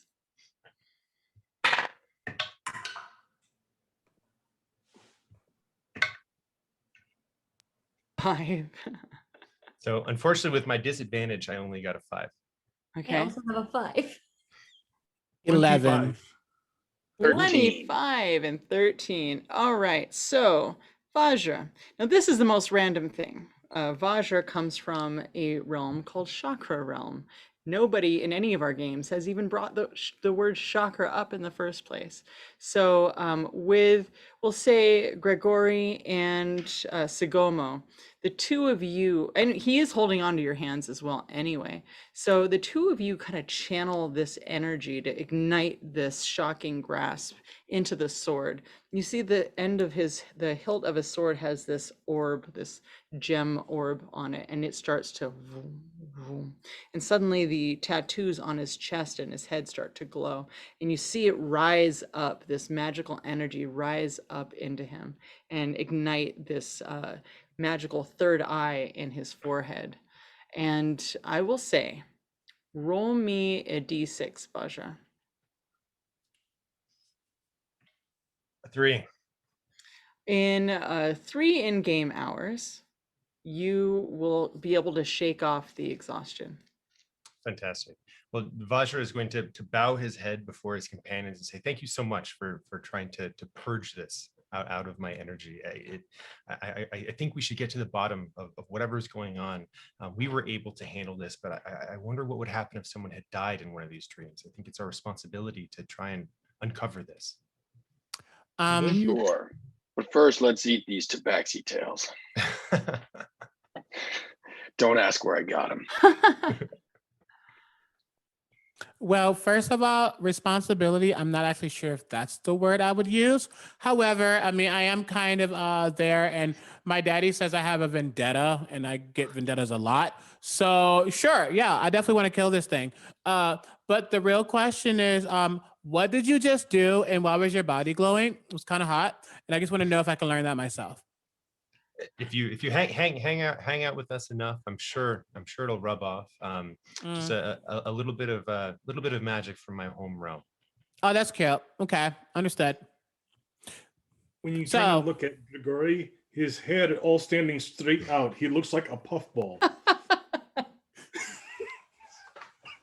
Vajra's gonna come over and very, very lovingly try to mat it down for him. Never do that again. So I feel like we probably need to talk to one of those 3 leader people. They probably have some information, and who knows, we might find out that they're actually part of this thing and they want to like kill us all. And then they'll really give me a reason to kill not only the tabaxi, but them as well. All right, Mimi, you turn around and you see there's a piece of paper under the door that's been slipped under the door. It reads, there's 3 activities that you can participate in. Number 1, underwater basket weaving with Fitzman. Number 2, archery with Rodney. Number 3, mountain climbing with Sarah. When I see the paper, you see like a very it's not really skeletal, but the nails are very long. Mage hand go and grab this thing and It goes like hovers in this. front. Yeah, very much. And it hovers in front of her, and she's, "Oh, look! It looks like they want us to do activities. We can like do something underwater with some baskets. We can like do some archery. There's a dungeon that my daddy has. That'd be really fun. Or we can climb some mountains, but ill." I would vote for mountain climbing. Underwater basket weaving, that sounds like a joke. But I wonder, are we putting ourselves in peril again if we're going to get attacked? I got hurt in this dream, guys. This was not a good thing. Underwater basket weaving is no joke. I can do this. No problem. No problem. Is this competition voluntary still, or are we mandated to be here? I think we should go talk to the person who's putting this on. I don't know. Maybe I'm overacting. Who knows? Well, each Seems like one a of them is suspect camp. running one of these things. So which one do we want to talk to?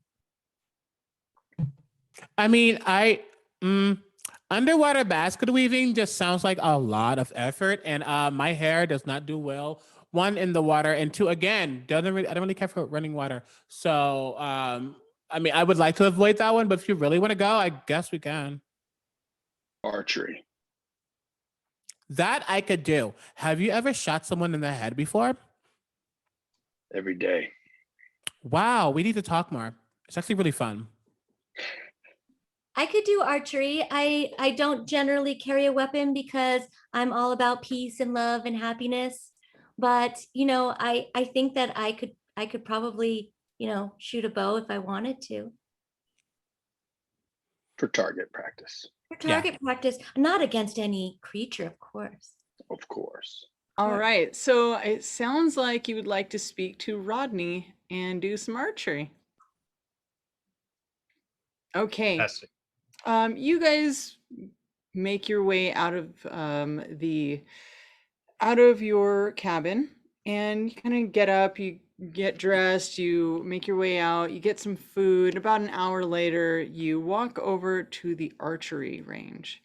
What you see in front of you is what looks like 7 or 8 griffins in a corral. And then you see these archery targets that are kind of hovering. There's 3 on the bottom, 2 in the middle, and then like 30 feet up, there's 3 of them up there. And Rodney sees you and is like, "Hey guys, so excited you chose archery. I'm really excited to take you on this activity. Let's get you mounted up." And he's just kind of nonchalantly just excited, and he starts grabbing some saddles. Hi, Rodney. Before we actually start, we have to ask you some questions. Oh yeah, what's up? Before we launch in, I'm going to cast Zone of Truth as well. So you feel this kind of zone aura stretch out and to compel him to tell the truth. I'm pretty sure we're in that as well. Oh, yeah. I am 1000% attempting to save against. Okay, good. Okay. That guy. What's your save, Vajra? What's your DC? It's a charisma. So it says on the die, charisma 13. Okay. He fails, but I would like Grigori, Aura, and Sigomo to roll. What kind of And sample is I this? am in Charisma. his aura. Yeah. Okay. This is a charisma saving throw. Yep. Oh, DC deliciously. 13.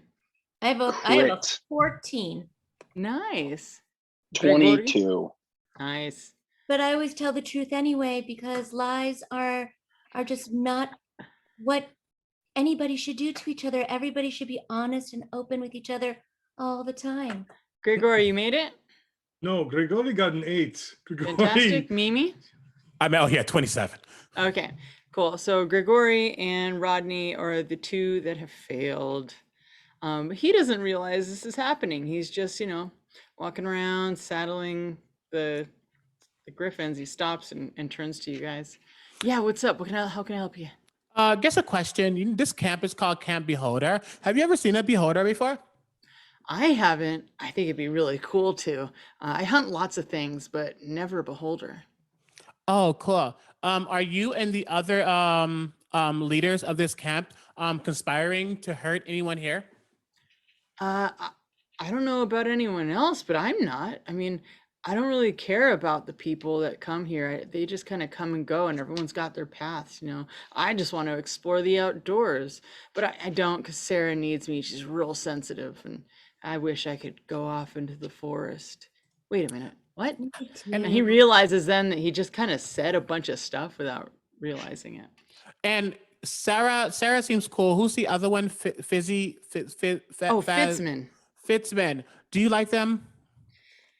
Oh, Fitzman, yeah, he's kind of annoying, but like, and kind of an idiot, but you know, he seems to make people smile.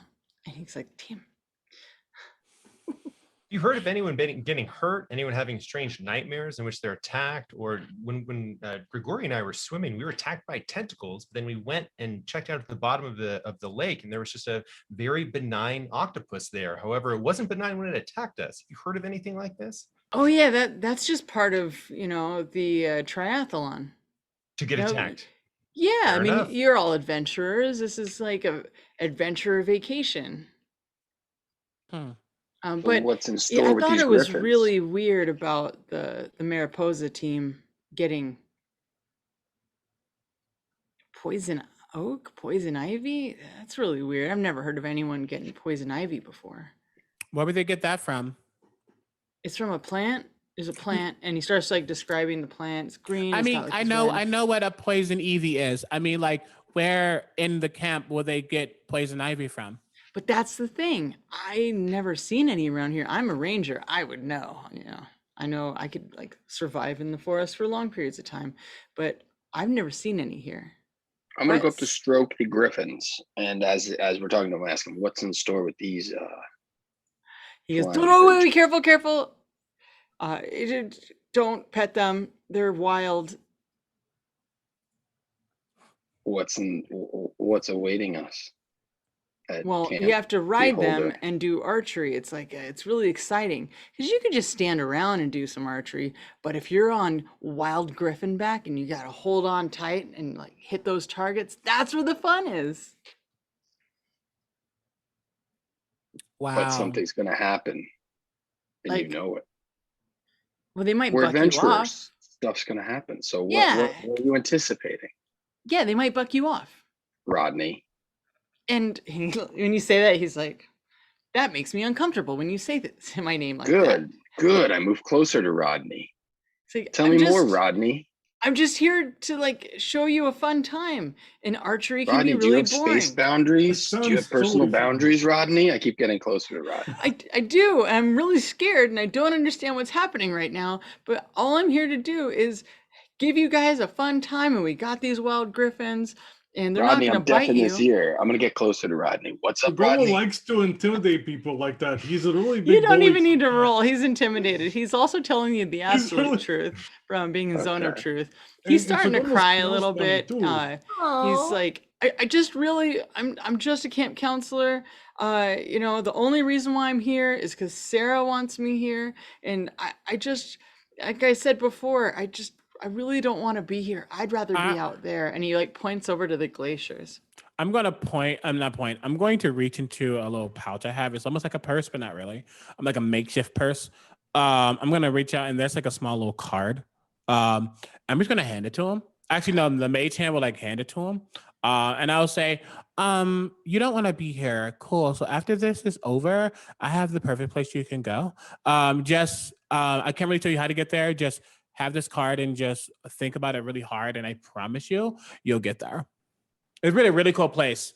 But it was lots of fun and people and things to, you know, the great outdoors or whatever you want to call it. I think you'd really like it. Deception? Okay. Oh, that's actually bad for me. That's in 15. All right, cool. He looks at it confusingly and it's like, outdoors. That's pretty cool. Thanks. It's very generous of you. And he will see on the card, it just says into the mist yoga.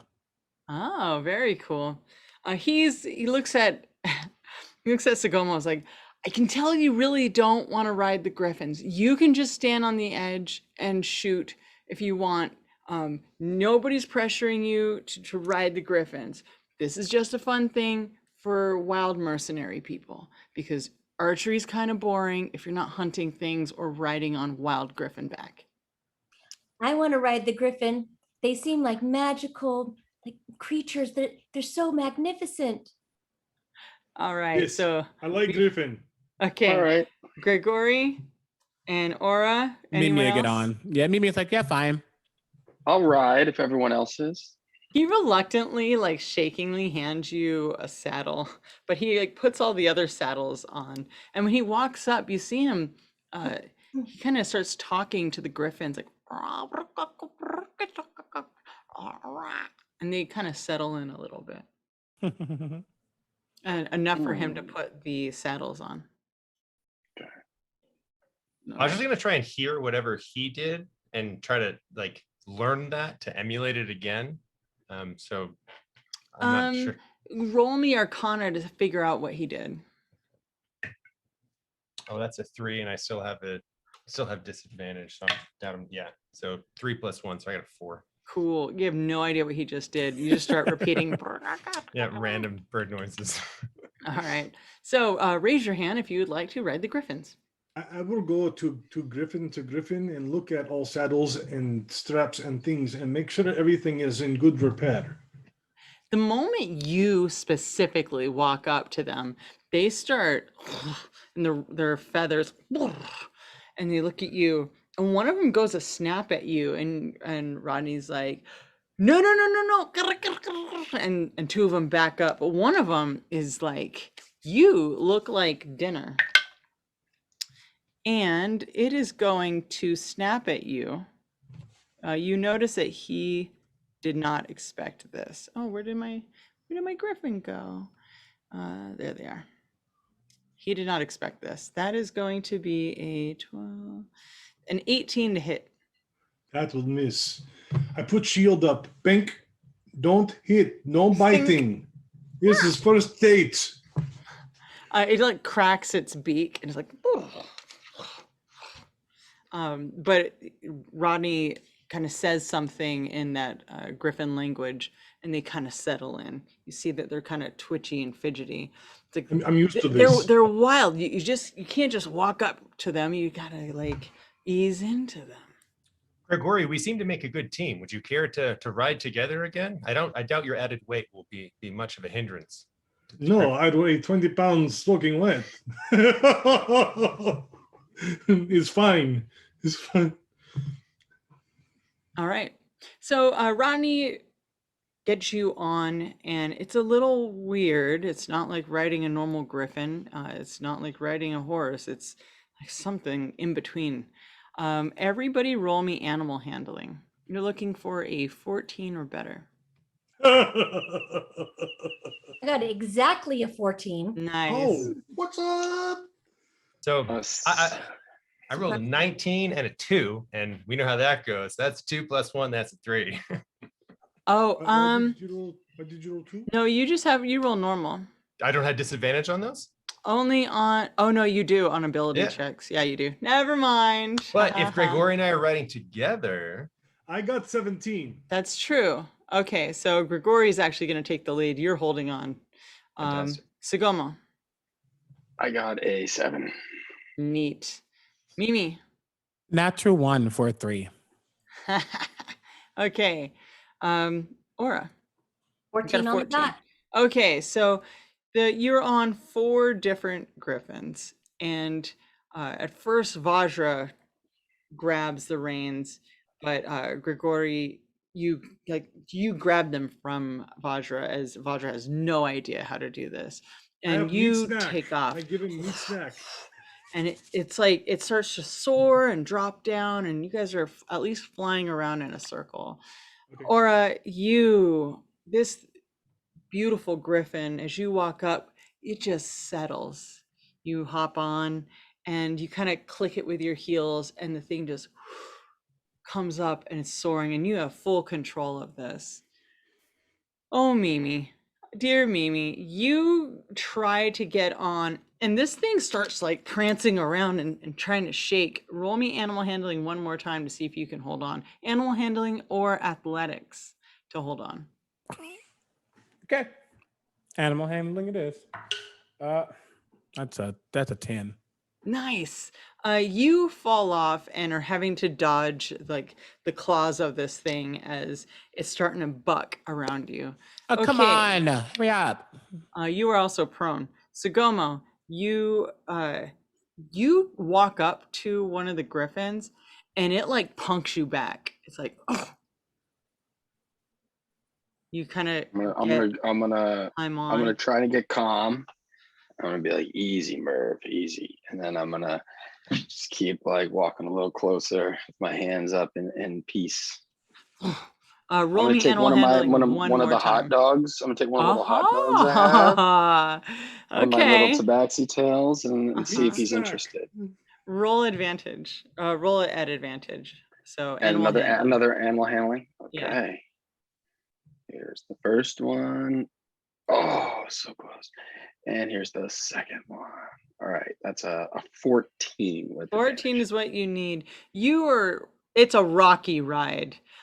This thing is still kind of focused on eating, but it's also trying to shake you off. So you're gonna have a rough time. So Mimi's running around and kind of rolling around in circles, getting almost stomped on. And the other two will I be will- able Oh, sorry. to attempt to shoot if you would like to for your archery activity. I will just quickly say, if this thing didn't like me, then I'm probably gonna regret this later. But she doesn't really think about things in the moment. You see her eyes flash red, looking at this griffin and go, "Now, please, I didn't want to do this, but you can like me. You know, I'm really pretty, and I won't hurt you. So please let me get on you. I'm casting friends. It fails. Well, friend just gives me advantage on charisma checks. Oh, it's not a charm. Oh yeah, Okay, no, I'm not cool. charming. Yeah, no, I'm All not right, charming cool. yet. But this gives me advantage on charisma checks towards one creature. And well, I will say that it's probably hostile towards me. Was it, or did I Roll- guess? It's hostile. Okay, then never mind. Then this actually doesn't work because it's technically hostile. Okay. Mm. But but you regard- can try to persuade it if you'd like. I would love to. Yeah, I mean, please, you know, I'm totally pretty, and I'm gonna like cast prestidigitation and just make myself smell like, I don't know what griffins like to smell, but maybe like the air or just anything just not this summer camp. And I go, yes, please. I will roll this persuasion. I'm actually going to roll it in thing. Yeah, so you we can, smell all see like it. the top of the glaciers. Oh, boo you. It was almost a natural 20. It's a 9. Well, you're going to have a whole thing going. It's just you and this griffin having Yeah, you know a what? real rough Fine. time. I don't need to go up there with those lessers. Okay, so Baja and Grigori, the two of you are up there. Who's going to use the longbow? Go ahead. I got brain. Sounds great. I hope it's a strength roll. Okay, so go ahead and roll. Let's see. You don't have one equipped, do you? I do not have a ranged weapon. Okay, let's see here. Who's got a thing? Go ahead and roll it. I believe. Oh boy, I can't remember now. I think it's strength. Just roll strength. Sure. Yeah. Longbow's dexterity. Dexterity. Thank you very much. I'll roll dexterity then. All right, 15 and +3 for Fantastic. dex. You nail it. Go ahead and roll one more time. As you guys fly higher up, and you're like 30 feet up now. There's a 5. 5 on the die. And then you hear, ah, from the distance, from inside of the trees. Okay, Aura, go ahead and shoot twice. My first one, and so it's just the straight dexterity bonus, is a 17. Totally hits. One is a dirty 20. Nice. The two of you do like a loop-de-loop in the air, and while you're upside down, you crank that bow and let loose, and it nails perfectly the top on the one that's like 30 feet up. Okay, And I'll just Sugomo. like, stroke his mane. Do griffins have manes or whatever? Like this feathery mane thing. That feathery mane, and whisper in his ear, I love your wings. I have wings too. Just don't tell anybody. And then I just like pull away. All right, Sugomo, you're just gonna need to make me another animal handling or athletics to hold on, one of those two, as this creature is bucking and it doesn't want you on its back. Dude. And you're muted. I'll do another athletics, and Okay. I'll tell Merv, my griffin, that I also have more tabaxi tails. Here we go. Athletics to hold on. That's a 19. Fantastic. You say, Merv, I'm your friend. And you fling one of the tabaxi tails and it just goes towards it. And the two of you are flying up there. And it's about all you can do with this creature, as every time you go to do something else, it starts bucking and you're going to have to negotiate feeding it. So I'm going to fast forward a little bit. You got to do the activity. Rodney's looking a little stressed out down there, trying to figure out why he just kind of unloaded all these truths on you guys. And we're going to cut to you guys walking away as these griffins are corralled back in their cage. Mimi, I'm assuming you're gonna prestidigitate all the dirt off of you as you had fallen and Oh kind of rolled yeah, down. that's one of the first thing I did. No, disgusting. Making sure that everything's primed and preened. I take my mirror out, just checking myself in the mirror, just making sure I look good as always. Mwah. Cool. Oh god, that's what I get. Anyhow, so how was the flying bird thing? Awesome. Fantastic. I still am incredibly distrustful of what's happening here. Maybe I'm just being paranoid. I'm not sure, but I think something's up and I don't like it. Well, Well, here's the thing. Oh, sorry. Go ahead. Sorry, I didn't mean to cut you off. I like to trust everybody, but it seems like he doesn't really trust Sarah. So maybe she's the one that we need to, I don't know. I don't want to be mean and say, investigate, but watch out for. As we're Violently leaving, interrogate. I hear you loud and clear. as we're leaving, I'm going to just quickly turn back towards Rodney. Rodney, you. Hi. Rodney, Yeah, how that. can I help you? How can I help you? Where's Sarah right now? Is she still at the mountain thing? Yeah, he points kind of over and up. Okay, thanks. Have fun with your griffin flying monsters. Okay, cool. All right. She's still at the mountain range. You have time to go to one more activity. Vajra, it's been long enough. You are no longer exhausted. What would you guys like to do? There's still mountain climbing and underwater basket weaving. The level of excitement that Grigori had about underwater basket weaving, I will abdicate my mountain climbing vote. No, for it's that. okay. If which one is where this Sarah person is at? The mountain. Then we should probably do that then. Let's go mountain climbing and let's Yeah, investigate Sarah. That way we can investigate because I'm still under the truth spell. Fantastic. You guys make your way to the base of this mountain, and it's just a climb straight up, about 300 feet straight up.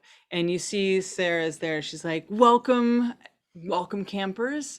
We haven't done this one yet. It's good to see that you're all excited about this. And then she looks at Mimi and is like, I've never seen anybody mountain climb in heels like that, but you're very, you got your whole thing going there. So I'm very ambidextrous or whatever it's called. all right, let's gear up. And she basically takes out pittons, and that's it. No rope, just pittons. This woman is hardcore, and she not only kind of sets them into the mountain with her hands without any hammers. She just thunk, thunk, this is her jam. Vajra will hear in their ear as I cast message. Do you want to do your truthy thingy to her again? Or I was just gonna ask if we wanted to interrogate her before we get on the mountain. Yeah, let's do it. I'll call Sarah down and then cast Zone of Truth again. And again, that's with a charisma save of charisma 13. She does not. I rolled a 7. Excellent. Hey. Say, Sarah, come back. We have some questions for you.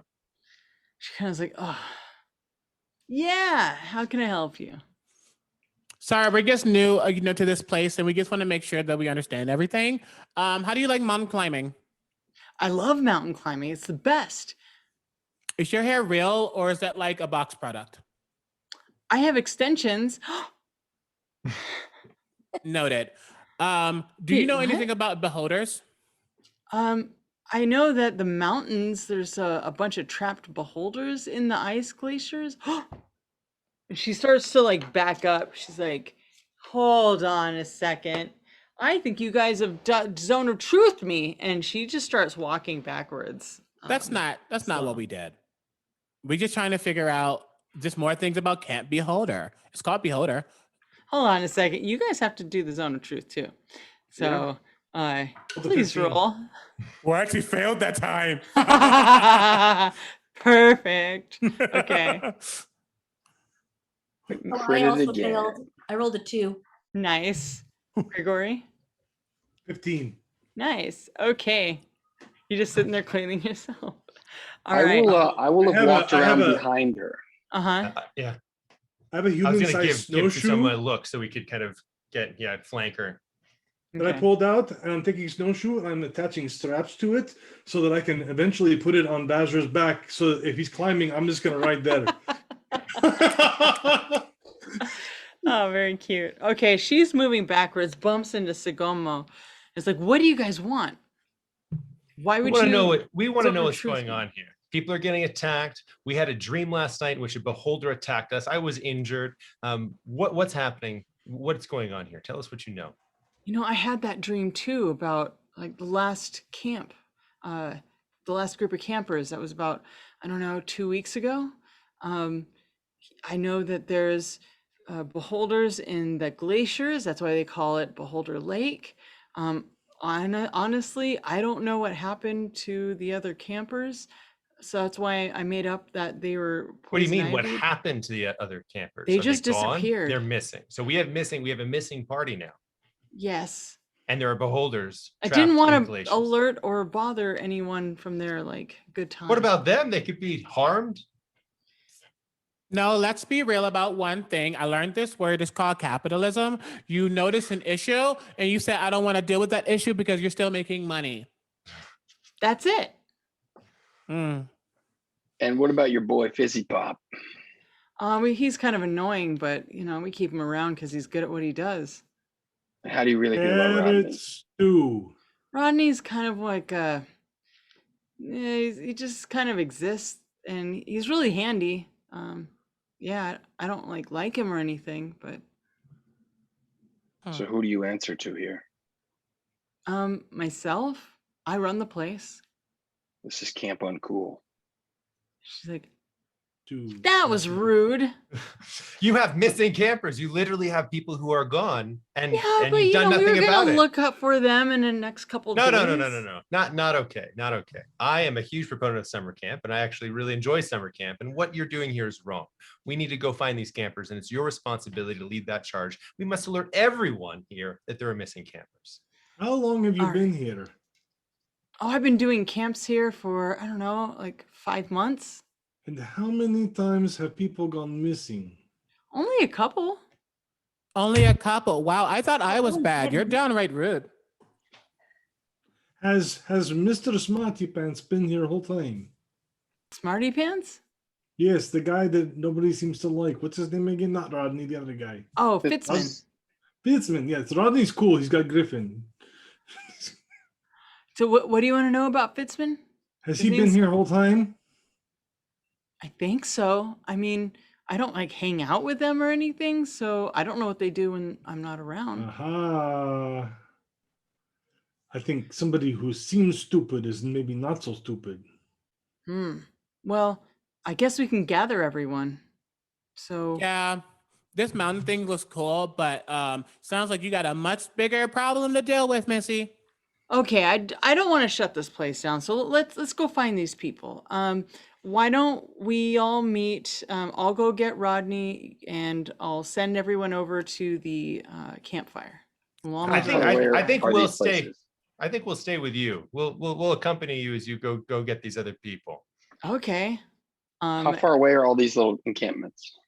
It's like, you know, a 5-minute walk here. Oh, 5-minute yelling walk range? there. Well, it won't take very Not long. really. Yeah, it won't take very long. And so a lot of you follow her, and she kind of is like creeped out, but you follow her. She goes to get Rodney, and they go to get Fitzman, and they get Team Sparrow and Team Tiger's Blood together, and they're all kind of sitting there. And she's like, okay, all right. So it looks like there's some missing people, and everyone's like, wait, what are you talking about? Okay, so the other group, they didn't actually go home. They're missing. And right when she says that, you hear first from the trees behind you. And coming out of that are 4 red-eyed owl bears. They look like they're foaming at the mouth. And now we're going to roll initiative. Oh, Jesus. Bears. Okay. Chris Lindsay. Do they really want to eat us, or do they just have hangover? I get 23. Oh, cool. Mimi. 30-20. Okay. Vajra. 13 for me. Okay. Ora. 10. And Sigomo. A filthy 21. I like how Oh, it's filthy. It's the best kind. dirty 21. All right, guys, folks at home, you can help them in the game. They need to hit. These things have, they have high hit point or high AC. So please, 25 will give them a hero point, 100 will give them a fate point. And that just gives them advantage before or after rolls. You can give me Nemesis point to cause more havoc on the players, which is And fun. we do have 1 fate point we have not cashed in yet. Nice. I have a hero point. Did I lose that when I went to bed? No. I still have it. If Okay. you have it, you still have it. Okay, and then You're a I hero got- in my heart. No. Let's see. Oh, sweet. Okay. All right. First up, we have Gregor. Gary will look at him. I want to say I stand up, but I'm probably already standing. And I swirl around with turret, and I've cocked it away in a different way than I did yesterday. And I literally hit a trigger, and a little ball of light fires out at all owlbears and explodes around them. They make dexterity save DC 18. Fail. Wow, fail. And save. So one of them saved. Okay, so one of them is not affected, but the other 3 have a sublime violet glow all around their bodies that gives us advantage to hit them. Fairies call this fairy fire. I like it a lot. And then as bonus action, I hit another trigger to attack, and beam of magical energy fired from turret. And I will roll to hit at advantage at the first one that has fairy fighter around it. Let's see here. Owlbear, glowing-eyed owlbear number 1. Advantage roll, and that hits Armor class 25. That hits. And Albert, stop it. There you go. Albert will take 17 points force damage from my force ballista. Nice. All right. I'm not playing now. Next up, Sigomo. Okay. So You have advantage on the ones that are glowing. So I'm going to go up with my reach. I have 5-foot reach, and I'm going to attack the same one that Grigori has hit. Can I reach it with my movement? Yep. Okay.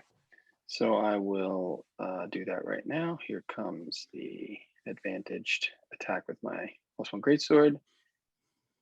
And here's the second roll. 25 is the best. Oh yeah. All right. It does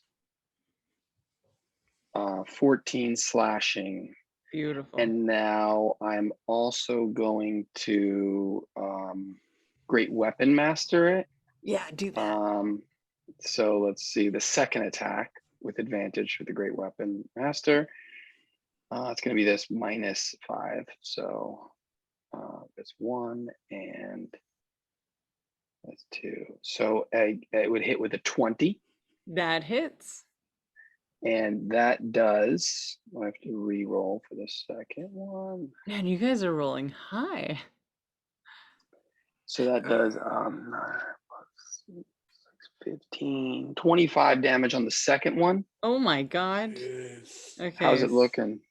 Well, you killed it, is what happened. So Okay, now I'm going to Sweet. use my action surge, mm-hmm. and I'm going to swing at the next one that is illuminated again with the Great Weapon Master, Awesome. taking the disadvantage, taking the -5 on it. Mm-hmm. And here we go. So A wild Sagomo swings, kills, and swings again. it does. That one will miss. Unfortunately, I believe, because I only got like a 7. That's a miss. And that is all I can do.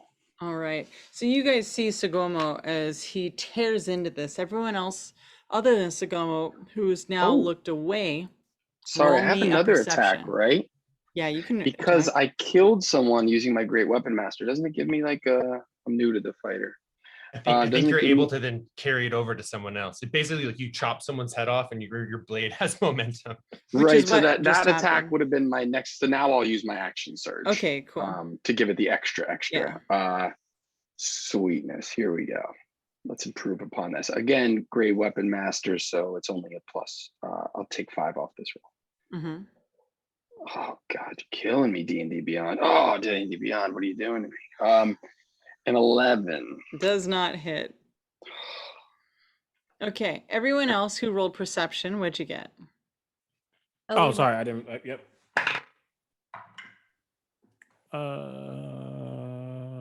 Math 15. 13. All right. 15, you notice that its eyes stop glowing red as soon as it dies. It seems like And- it was interesting.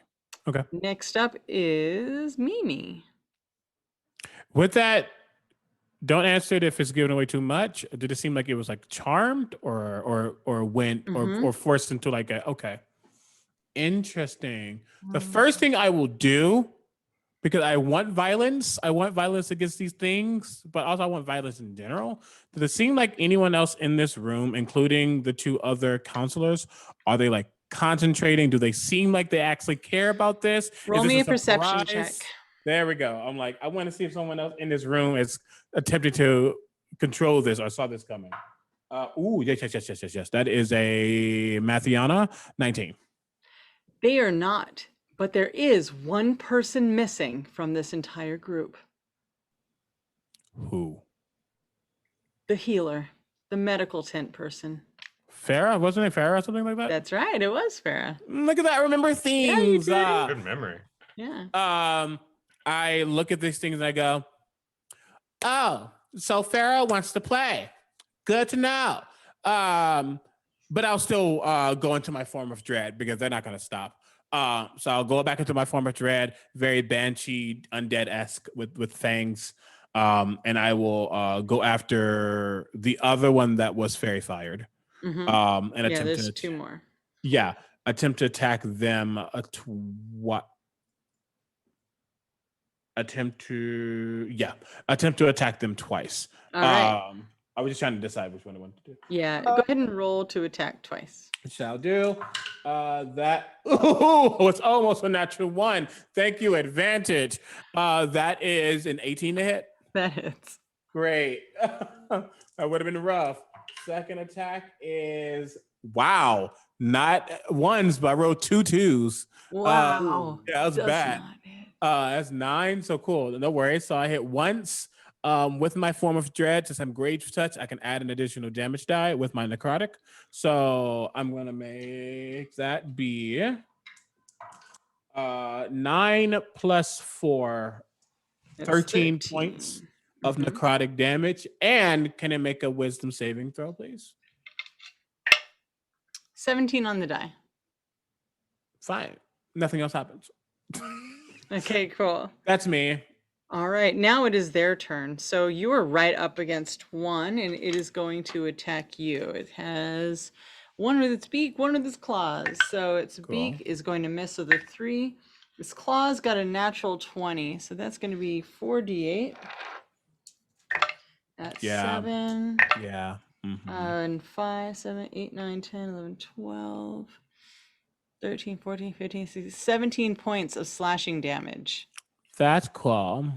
The next one is going after Sagoma. Actually, 2 of them are going after Sagoma. So that is, beak is going to be a 23, and Don't want to eat the then bunny. on Sagoma, and that hits, correct?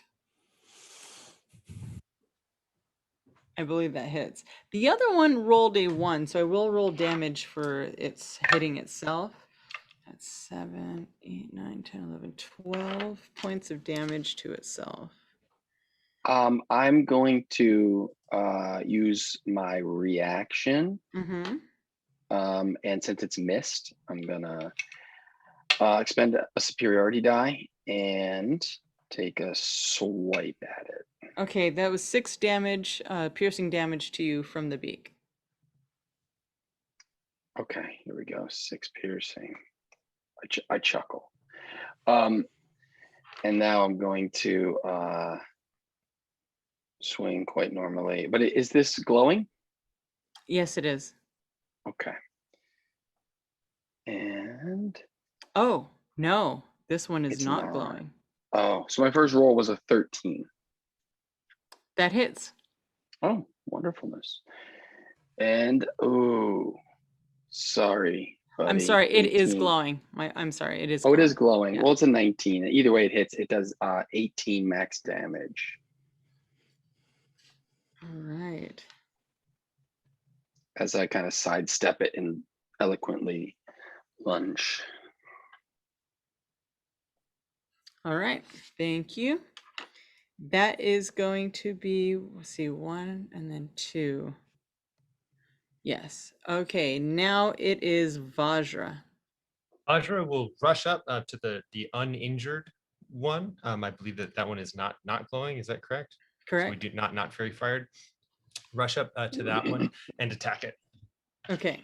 Oh, excuse me. His bonus action before he attacks, his greatsword is going to burst into flame. Yep. So his flame tongue greatsword, and to attack. Oh, that's a 20. 20 on the die plus 6, so 26. Yes. I assume that hits. Awesome. That is a crit, so that's double dice damage. Fantastic. Might as well smite. So Yeah, that's a good thing to do. I will roll this twice now.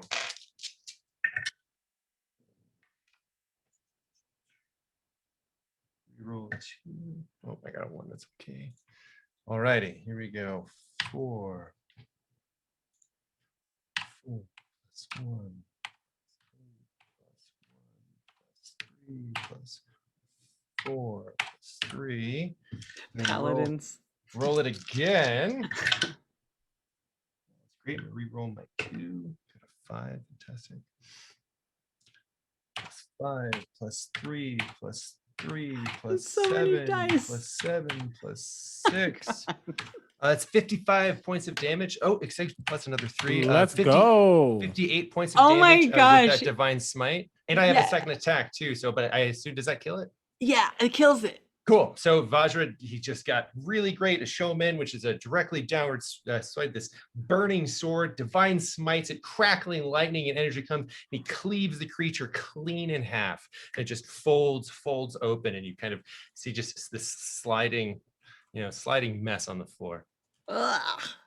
Yeah, so you have another attack, right? Now, does that mean you can hit the different creature? Extra attack. I don't know if extra attack can go on to another.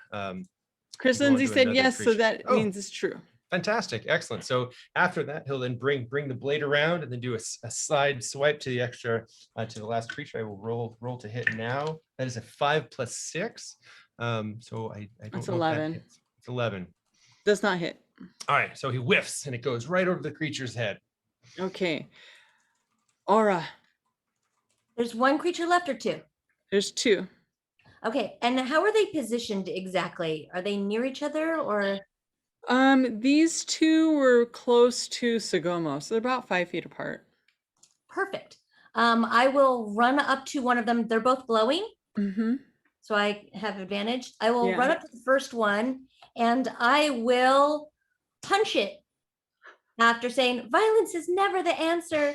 And then I'll still hit it. And that probably was a miss, but I have advantage, thank goodness. And that one's better, 19. That hits. Okay, and so I do a measly 8 points of damage to his little cute face, but afterwards, you'll see that I hold up my hands like this, and I aim just right so that both of the owl bears are between my 2 fingers, and I unleash burning hands on the 2 of them. Nice. Is that Uh, a save or is that an dexterity. attack? Dexterity saving throw, please. Okay, so that's going to be a 16 and a natural 20. Well, then they make it, so they're going to take half damage, All right. which will be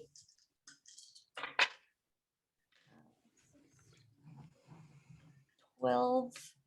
So 6 points each of fire damage. All right. Now you guys smell burning owlbear fur as you incinerate one to death, and that one just plops to the ground. The other one, its eyes unred, and its eyes go back to normal, and it Does- kind of goes to the ground and looks around confused. Oh, then I will not hit. I have another attack, but if it looks like it's not angry and attacking, I will step back. And Yeah, this one, it starts to step back. So Mimi and Sugomo, you two get an opportunity attack on it if you want one. Actually, take it. Vajra as well. But it's like looking, it's cowering, and it's starting to like Aw. go backwards in fear.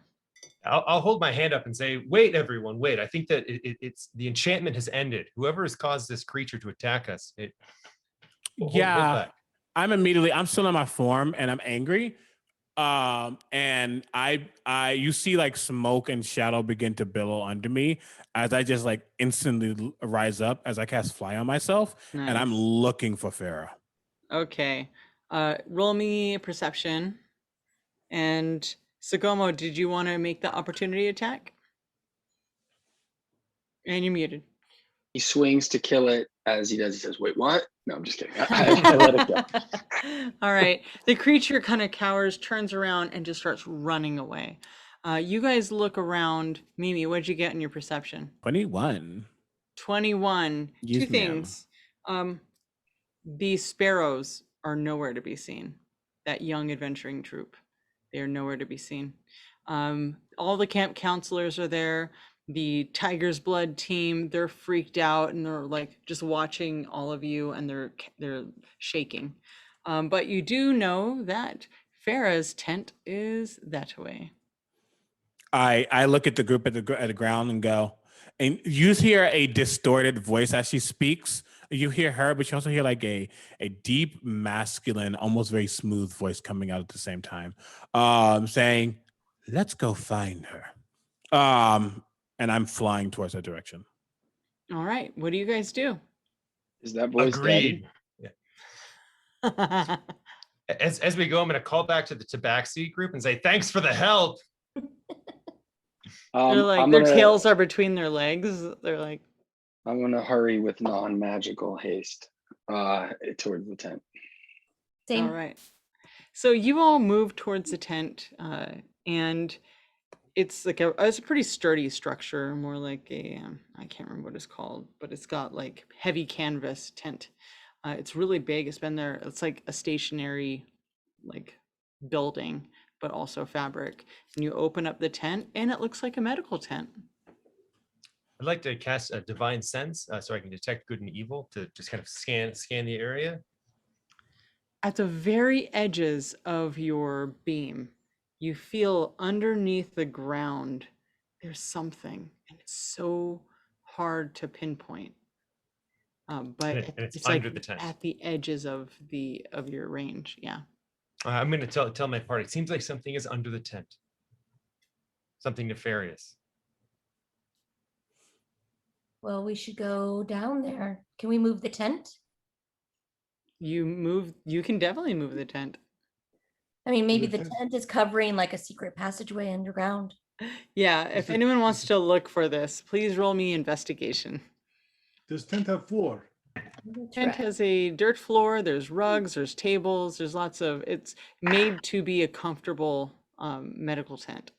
Como takes out his reading glasses. One puts them on his bugbear nose, and he's going to investigate. Okay. I have an 8 because 28. I am not good at investigating. I am. Wow, 28. Sagomo, Mimi? A 3. So I immediately, when she finds something, I said, "Yeah, right here." Like, I am looking for one thing, and that's not a. I'm looking for a body, and I don't see that. And I do come out of my form of dread because it only lasts a minute, but I'm just coming down angry. Little hangover. Okay. Gregory, you find underneath a rug is a secret door. Like fling the rug aside, and it only goes half as far as I'd like it to because I'm not very strong. and, and I need help pushing the rug. I'll go over and kind of. yeah, and I'm going to Right comment that there. there's something really wrong with this place because there's a rug in a tent. It's the most disturbing thing I've seen this entire time. It's true. It's The rug really brought the tent together, though. But that is a good point. All right. So you fling it over, you lift it up, and da da da da da da. There is a secret passage. Wooden staircase leads you down into a dark, dark passage. on. I will. Well, do we want to be sneaky or do we want to just go all in? I think we should go. Did the Tabaxi join us? Oh gosh, no. No. All right. All right. Sagomo, Suppose show there you is- and I. Happens in the dark. How wide? How narrow is the path? Oh, it's single file. Single file. Gregory, go. would you like to hop on my shoulder and Yes, I Either- do. And I like hop up there so I can see and look down. I grab turret and I'm holding it. Is there a little light beam that's guiding you? There's no light beam at all, but I can see with the goggles. Oh, that's true. I have However, dark if can anybody not see? I'm able to see. However, my sword is still I can flaming. see. So Okay. it'll and I can also cast light if we need. But I can can't. also I can't cast light. see. He I has can't see. he has Okay. sword. Sword is Yeah. good. So- Paladin, do you want to go first and I'll go behind you since I have bugbear reach and I can reach through and still get an attack in from you? be happy to take point. Gregory, you are a wonderful companion. Again, on my shoulder. Let us move forward. Awesome. Okay, so your I got a bugbear friend, you are like over 7 feet tall, and you're just kind of having to hunch down a little bit as whatever creatures usually go down here are not as tall as you. The tunnel leads to an ancient chamber lined with humanoid bones. It looks like an ancient temple. Braziers light the room, flanking a massive ornamental throne with no seat. Hung along the backside of the wall are cages of people. You recognize Team Sparrow in one of them. They're not moving. Another cage swings next to them with Team Mariposa. Suddenly, a blue light glows from the throne, followed by red, blue, yellow, and green beams of light. A massive eye folds into existence, followed by 10 eye stalks, only 8 of which have eyes at the end. A giant slash across the main eye shows a faded, cataracted eye. In your mind, you hear, "More energy to feast upon, more fuel to feed on, and I shall wake my brothers trapped in the glaciers above." Everyone roll initiative. You are not dreaming. Ooh, yes, let's go. 19 for me. Alright. Vajra. 19. Okay. Mimi. 21. Aura. 12. Oh my goodness. Gregory. 11. I do not like this guy. That was 12. Sigomo. 16. All She's right. been very Italian. Sigomo. Hi. So Gregory. Sigomo. Yeah. I love that. I rolled a 5, so there's that. But yeah, okay. Mimi, you go first. All right. All right. The room itself is 40 feet by 40 feet. How tall? 10 feet. 10 I'm feet. sorry, 20 feet. And is And the there floor are even? bones. No. It's And not Farrah- difficult terrain, but it is like carved out rock. Okay. And Farrah is nowhere to be found, or potentially is the beholder. Nowhere Say to be potentially. found. Oh, good now. Cool. Thank you. Then I still fly on. I was just hovering underneath. And how high is it? How high is this room? Sorry. It's a 20 feet high, and in your mind you hear, "We have raised $2,533. If anyone wants to help our heroes, you can donate $25 for hero points, or $25 for nemesis points for me, or you can do $100 that will give them a pool of fate points." All right, Mimi. Great. I float up. My form of dread activates once more. And I say, Daddy would really like to feast on you and probably keep you in the basement. So this will be fun. But as I do that, there's a shimmer that goes over me as I cast Death Ward. Nice. Because you are not going to kill me. It's not happening. And then I'm gonna get closer to it though. I want to be within striking range, not about 10 feet away, just to make sure I'm there. That's my turn though, because that's my action and bonus action and movement. Beautiful. Thank you, Mimi. Of course, Next thank up, you. we have Vajra. Excellent. I assume that Grigori is still on my back. Or on my shoulder. I'm going to charge forward, and as my bonus action, I'm going to do my vow of enmity. My sword is already blazing, and as a bonus action, I can choose a creature. I'm going to choose this beholder that I see within 10 feet and gain advantage on attack rolls for 1 minute or until it drops to 0 HP.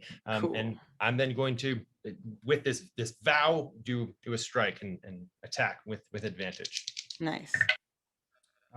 Let's see. I'm going to take 16 plus 6, so that's a 21 to attack. 21 to hit. Does that hit? Definitely hits. Fantastic. Yeah. I am then going to smite. Roll my dice. So re-roll one of these ones and one of twos. Fantastic. And let me add this up. We have 5 plus 3 plus 1 plus 3 plus 3 plus 4 plus 3.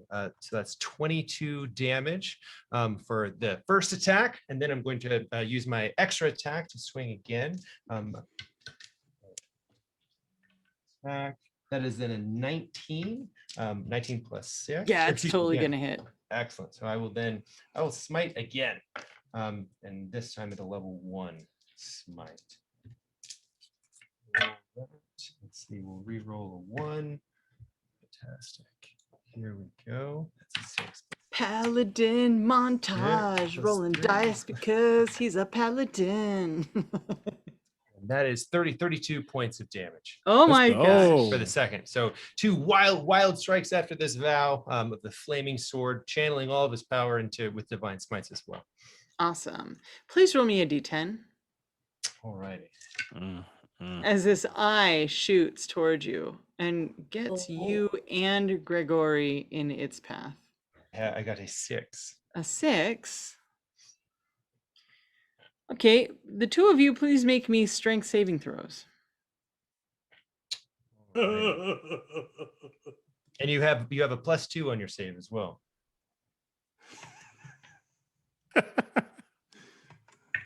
All right, so hang on, look at this really quickly. Okay. I got a 17. So I got, with +2, I got 12, but I will use the reaction to jab myself with serum in a flash of genius, giving myself an additional +5 for 17. You're gonna need that. That's good. You just make it. The two of you, this ray beams at you. It levitates you for a moment, and then you both kind of drop back to the ground, being unaffected by this telekinetic ray. All right, good job. Next up we have, that would be Sigomo. So he's going to. Let me see here. The roll. So you've got Vajra and Grigori and Mimi. They're all up in that area, very close to, basically almost right underneath this creature. I'm gonna go near Vajra, off to the side, 5 feet back. I have again reach with this great sword, and I'm going to attempt to gouge this inflated monstrosity from below. And I am going to potentially use my precision attack, but I'm going to let you know. Okay. before This or after the close, roll. all of you can see this creature, and Mimi, you see that there's this necrotic energy that is kind of emanating off of it as well. It's not like the previous beholders that you have experienced, and you do notice that that main eye that is slashed is definitely not giving off an anti-magic field. Okay. I'm going to use my great weapon master too, as Do well the on this. thing. So it's only a +4. First roll is first attack is a 15 plus 4, so 19. That hits. 19. It was great weapon master. So here we go. That does 22 damage with the first attack. All right. Second attack, same deal. Before you tell me if I hit or not, I'm gonna potentially use my precision. I am not gonna use my precision. I'm gonna hope an 18 hits. That hits. That is exactly again, what you need. with the great weapon, here we go. I'm gonna re-roll the 2. So it's a 6 plus 6 plus So that's 3. 12. So 15, 25 damage. 25 damage, yeah. And I am going to stay within Vajra's aura. Awesome. Make me a roll of a d10, please. I prefer not to. This beam. A 5. A what? A 5. A 5. Let's see what a 5 does. Make me a con save, please. Okay, and I am in the aura, so there'll be a +2 added to this. Mm-hmm. That is a 26. All right, that makes it. You take half of this. So that is 18. That is 18, 28, 29, 30, 31, 32, 33, Oh, what? 39, Uh-huh. 40, 41, 42, 43. 43 divided by 2 is 21. You take 21 points of damage because you saved against an enervation ray. All right. That is the end of your turn, Sagomo, and that brings us to, that was a 16, that is a 12 with aura. Okay. I am going to first. Oh God, how do I want to do this? Okay. I am going to first pull out my hand and blast a sunbolt straight into Wow, yeah. his eye. Yeah. And here we go. That is a 19. That hits. Okay, and he will take 9 points of radiant damage, and then I am going to spend the key points to do that twice. Yeah, that's a good idea. So I'm just going to roll them both. That one is going to miss, and that one is definitely going to hit with a 22. So the second time he'll take 8 more points of radiant damage. Mm-hmm. And then I am going to run up to it. I hope this works. And punch it in the eye. You try to punch it in the eye? Yeah. Yes, I am. Because I want to do something else, and it has to be a melee attack first in order to do that. So that is an 18. That hits. Awesome. But only for 6 points of damage because I rolled a stupid one on my thing. 6 points of damage, and then I will use my stunning strike. So I'm spending another key point. Please make a Constitution saving throw. It's 18 on the die. That succeeds, and I am mad about it. The end. And now I'm standing in front of a giant angry beholder. I was trying to stun him so he couldn't. The entire wall behind it opens up into a giant eye. And you see that it's looking around. The thing looks not cataracted, but normal. And it is going to randomly attack one of you. That is a 2. That is Mimi. It is going to shoot a ray at Mimi. Mimi, please roll me a d10. It's so much more fun for me if you roll. I know, that's a 3. A 3. Make me a wisdom check, please. Wisdom check or saving throw? Saving throw. Okay, cool. That's a 13. Did you do you have want to the +2? use? It's not gonna. See- It's not enough. Oh, Did you want to use a fate point? you know what? I'm a boss. This is a game, and somebody else can use that. I'll keep it. What's it? Hit me. Okay, you are now frightened for 1 minute. You can repeat the saving throw at the end of each of your turns. Really? Yeah. I look at this eye, and you see like there's like a No, I'm immune to being frightened. Ah, nice. Yeah, Daddy's a lot more frightening than you, and he has teeth. That was awesome. All right. So that was Mimi. Next is, wait, that was 2 Mimi. And then that was Aura with 11, Gregory. RPG, stop licking me. Okay. Okay. So, is how much space is behind the weird boulder thing? There's about 10 feet. Oh, no, there's about Oh. 5 feet. Yeah, it's pretty close. I mean, the It's thing pretty close, itself but there's a little bit of is- space for it to move back if it wanted to, Yes. or didn't want to. Yeah, and a giant eyeball looking around the room.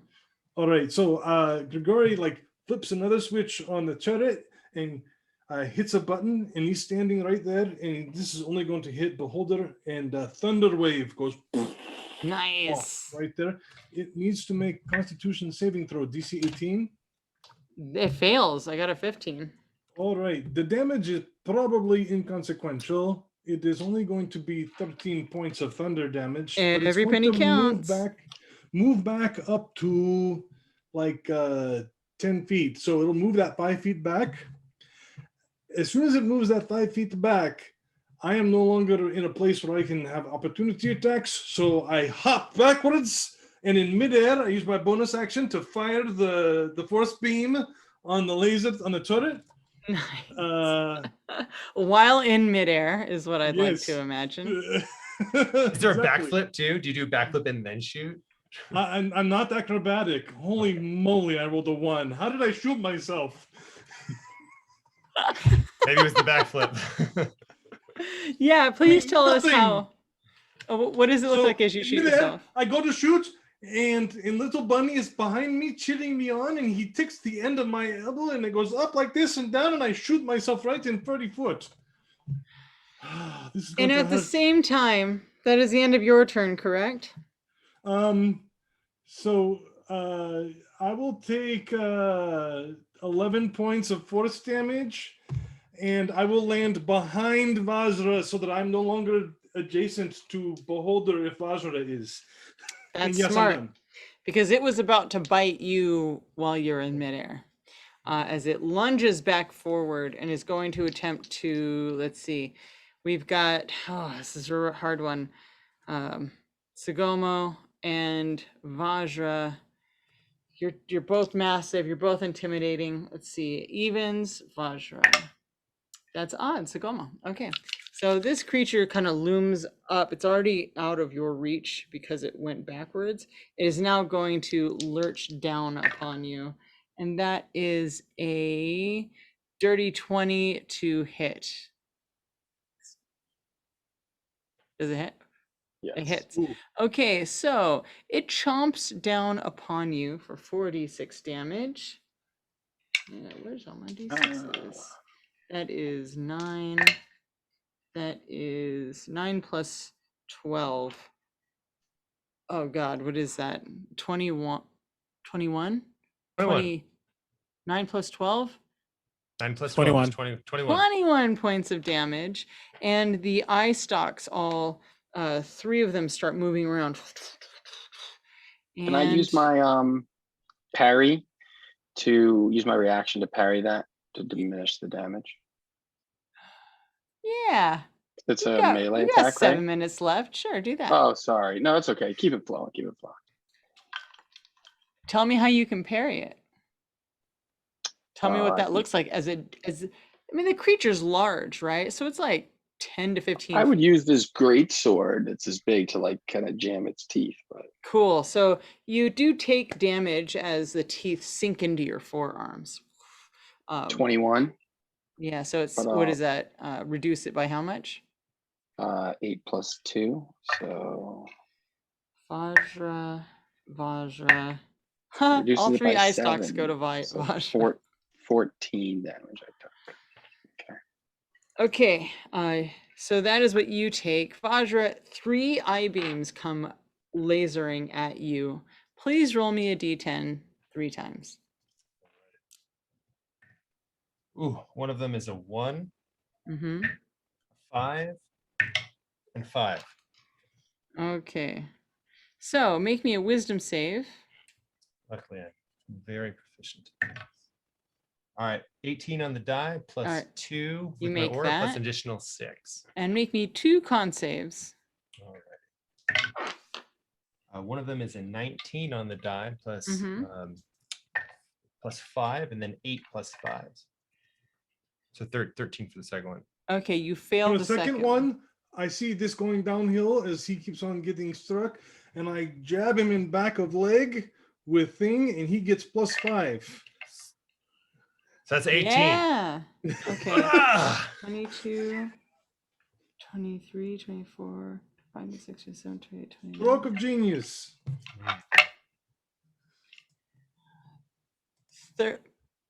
That's hilarious. I rolled them. It says here that it's 88 or 36. It's 36. So basically you take half as much twice. So that equals 36 for you that you actually take points of damage. Excellent. Is it necrotic or radiant? It is necrotic. All right. So then I have resistance, luckily, to that. So I get to half that again. That's right. Excellent. Okay, top of the round is Mimi. This creature looks like it's definitely bloody, but it does not look like it's going to last much longer should you hit it. Cool. I come down to the ground, and I kind of walk right next to Vajra, who just got like destroyed by some eyes. And my eyes, I'm still, in that mode, very gaunt and gross. And I say, let me show you a little bit of what my home looks like. I think you'll really enjoy it when you go there. And I kind of just splay my hands out, and there's all of a sudden a big mist that surrounds this beholder. And from that mist, 4 chains come up and try to restrain it. Not actually restraining it, but I'm casting Hex. Okay. And with that Hex, I then take my sword as an action and I attack twice. Nice. So first attack is going to be a lot of damage. I mean, that's a 24 to hit. Yeah, it's gonna hit. Great. Second to hit is a 25 to hit. Yeah, Mimi. Cool. So all of that damage together I'm going. It's okay. Let me do this separately. Imagine this is also like a stiletto attack. This is just what's happening in my head. Oh, heck yeah. So that is sorry. 2, 3. Yes. 16. 16. 20 points of wait, hold on. 26 points of necrotic plus 10 points of slashing. Oh, So that's Mimi. 36 points of damage. Oh, Mimi, tell us how you kill this beholder. Yay! So as I slash once, you see that that wound begin to fester with necrotic undead energy. And then the last one, I kind of go underneath it and jam right up. And as I do, I twist. And as that hex takes hold, all of you swear you see a visage of a slightly tall, pale male with black hair, bright red eyes, just for a flicker, and it goes away. And as I do that, I say, say hi to Daddy and Barovia for me. Thanks. And then I kill him. Nice, well done. The eye on the wall shakes and shimmers and closes, and all that is left is like what looks like a stone, like a closed eye. And coming out from behind one of the braziers looks like a very disoriented Farah, who happens to be a tabaxi. She's like, "What happened? Where am I?" I just point my sword at her and I say, give me one reason to not also send you to Daddy's place. I don't. She just starts looking around. Very easily, you could roll an insight. Sure. No, it's a natural 1. Can we all roll insight? Yes. Thank you. I got a 20. I got a 20 in my insight. So plus With 1.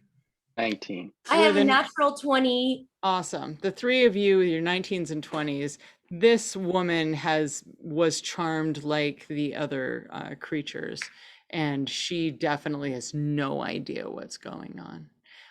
But you release the sparrows, you release the other team, and have solved the mystery of the missing people from Camp Beholder. Congratulations. You have defeated not one, but 1.5 beholders. See, aren't you guys all glad that we all held hands and were able to channel our energy so that we could work so well together?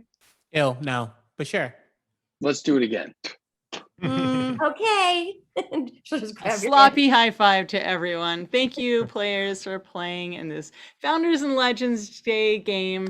Thank you, everyone out there who donated. It was really awesome. We've already raised over $2,500. We have 2 more days of gaming.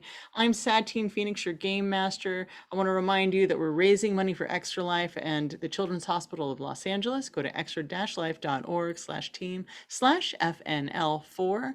And you'll be able to affect other games throughout this event. There's lots of interviews, lots of games.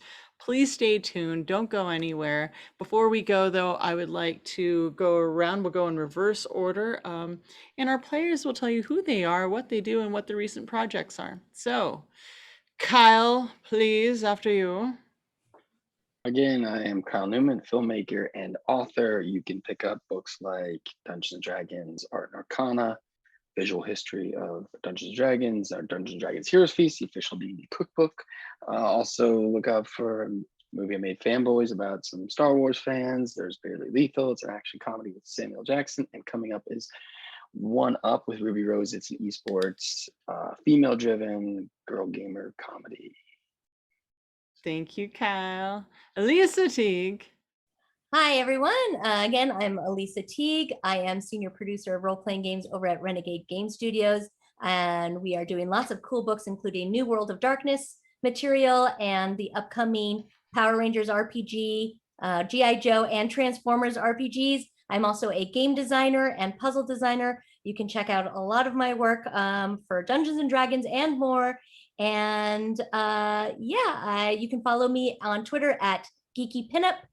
Please follow along. I'm posting all about all of the exciting things I'm involved with lately.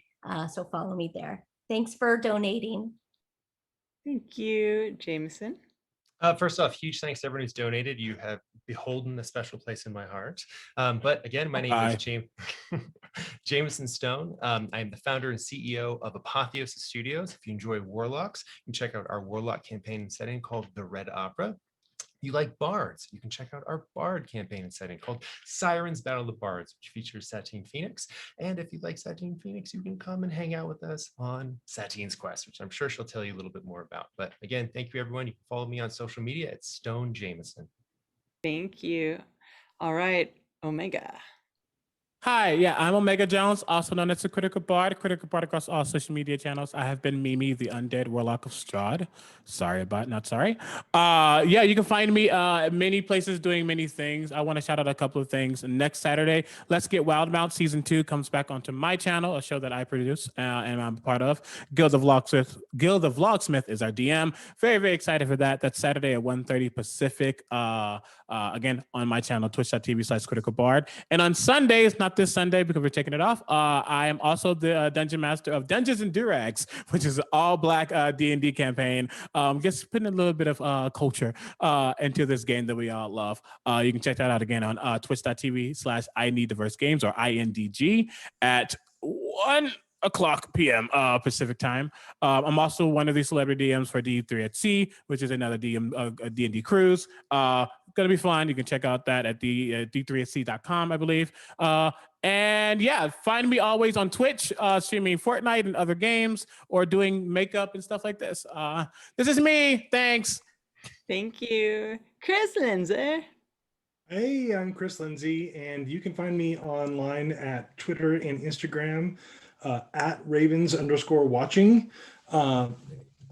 As for current projects, if you haven't had an opportunity to see D&D Live online, I can tell you that in September we're releasing The Wild Beyond the Witchlight, a Feywild story featuring the Herringon, which I played today as Grigori Little Ears. And then not long after that, we will be releasing Fizzban's Treasury of Dragons and Strixhaven, a Curriculum of Chaos. We'll round out our releases for the later this year. It is going to be fantastic, awesome, and exciting. Yay, thank you. As always, I'm Satine Phoenix, your Dungeon Master. I'm a professional game master and a storytelling coach, Dungeon Master coach. Also co-creator of Sirens Battle of the Bards with my husband, Jameson Stone. And also I'm a Dungeon Master for Sirens. And also the Dungeon Master for the Maze on Planet 7. That's on facebook.com/Maze on Planet 7 every Tuesday and Thursday nights. It's really wild. And the creator of Satine's Quest, Luxury Travel Gaming Adventures. We have one in January that's in a mansion in South Carolina, and the most luxurious cruise I have ever seen, and that's May 29th, 2022. I'll also be a part of D&D in a Castle, and Elisa Teague is going to help create the excursions for the cruise. So go to satinesquest.com for more information. And with that, next up and immediately right now is 50 Years Ago in Gaming panel with John Peterson and Michael Whitwer. So we're going to say goodbye and say hello to them. Thank you all. Bye. Hi. Idle Champions of the Forgotten Realms is a Dungeons and Dragons strategy video game that... Hello, everyone, and welcome back to Founders and Legends 4. I am your host, Luke Gygax, and we're getting ready to go right into a very interesting panel with two good friends of mine. 50 years ago today in gaming, with my friends John Peterson and Mike Whitwer, both noted Dungeons and Dragons tabletop RPG historians. I want to remind everyone and take a moment to thank our sponsors who are making all of this possible. We couldn't do it without you. So thank you so much to Level Up Dice. If you want Premier Dice Set, these are the guys to go to, Level Up Dice. We're powered by Idle Champions of the Forgotten Realms. Clearly, they're good judges of character because they have Melf as a champion in their game. So we must definitely bow to their wisdom. And of course, other sponsors, Steamforged Games, Northwind Adventures that has Hyperborea 3E Kickstarter going on right now. So if you want to support Jeff Talani and his fantastic game, go ahead and give them a look. Hero Forge, been fantastic supporters of many things that I've done. You can print your own mini. I have a MILF mini that I've printed from Hero Forge and it looks amazing. Please support them and go ahead and get your character made. I mean, there's no reason you can't have your favorite character customized and on your table right now. And of course, Nord Games, great folks. And thank you very much for the support. Why are we here? Well, we're here celebrating the roots of Dungeons and Dragons. There's so many new players out there, and a lot of them aren't familiar with kind of the background, the history, the origins of where we came from. And so that's why we're talking to these two gentlemen today who have great pedigrees. But besides that interesting stuff that we're doing, there's a very important thing that we're doing, and that's raising money for Extra Life. We're playing games to heal kids. Specifically, we're supporting Los Angeles Children's Hospital. So please look in the chat, support them. If you are so inclined, please go to our team page. It is www.extra-life.org/team/FNL4, because this is Founders and Legends 4. Join our team or go there and donate. We appreciate it. We're trying to raise $10,000 this weekend to help sick kids, and we really appreciate anything that you can do. If you can donate, great. If you can just share the link, that's wonderful as well.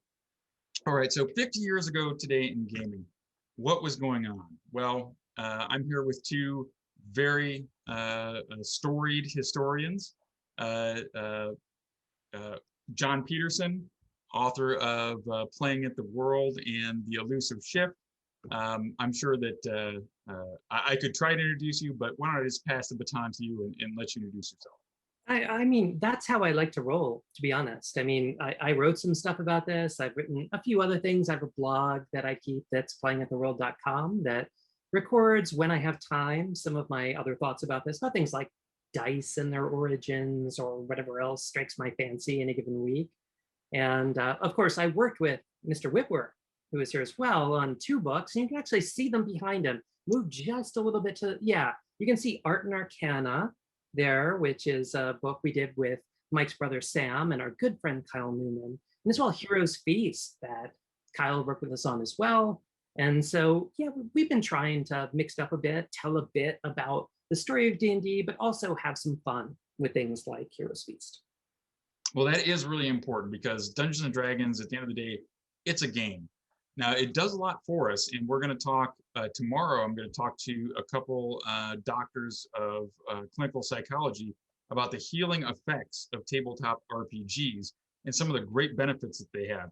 But at its core, Dungeons and Dragons was created to be fun, and that's something we shouldn't lose track of. I mean, it's great and serves many purposes, but it's really a tool to have some fun. So that's important, and thank you for bringing it up. Of course, Michael Whitwer, Mike Whitwer, a gentleman I met through his, I'm not sure, I mean, it was your master's thesis originally, right? Isn't that correct? Empire of Imagination. It became just a fantastic biography of my father's life. And Mike first contacted me in regards to that, and I've gotten to know him quite well over the years and consider him a good friend, just like John. But Mike, please introduce yourself. Yeah, thank you, Luke.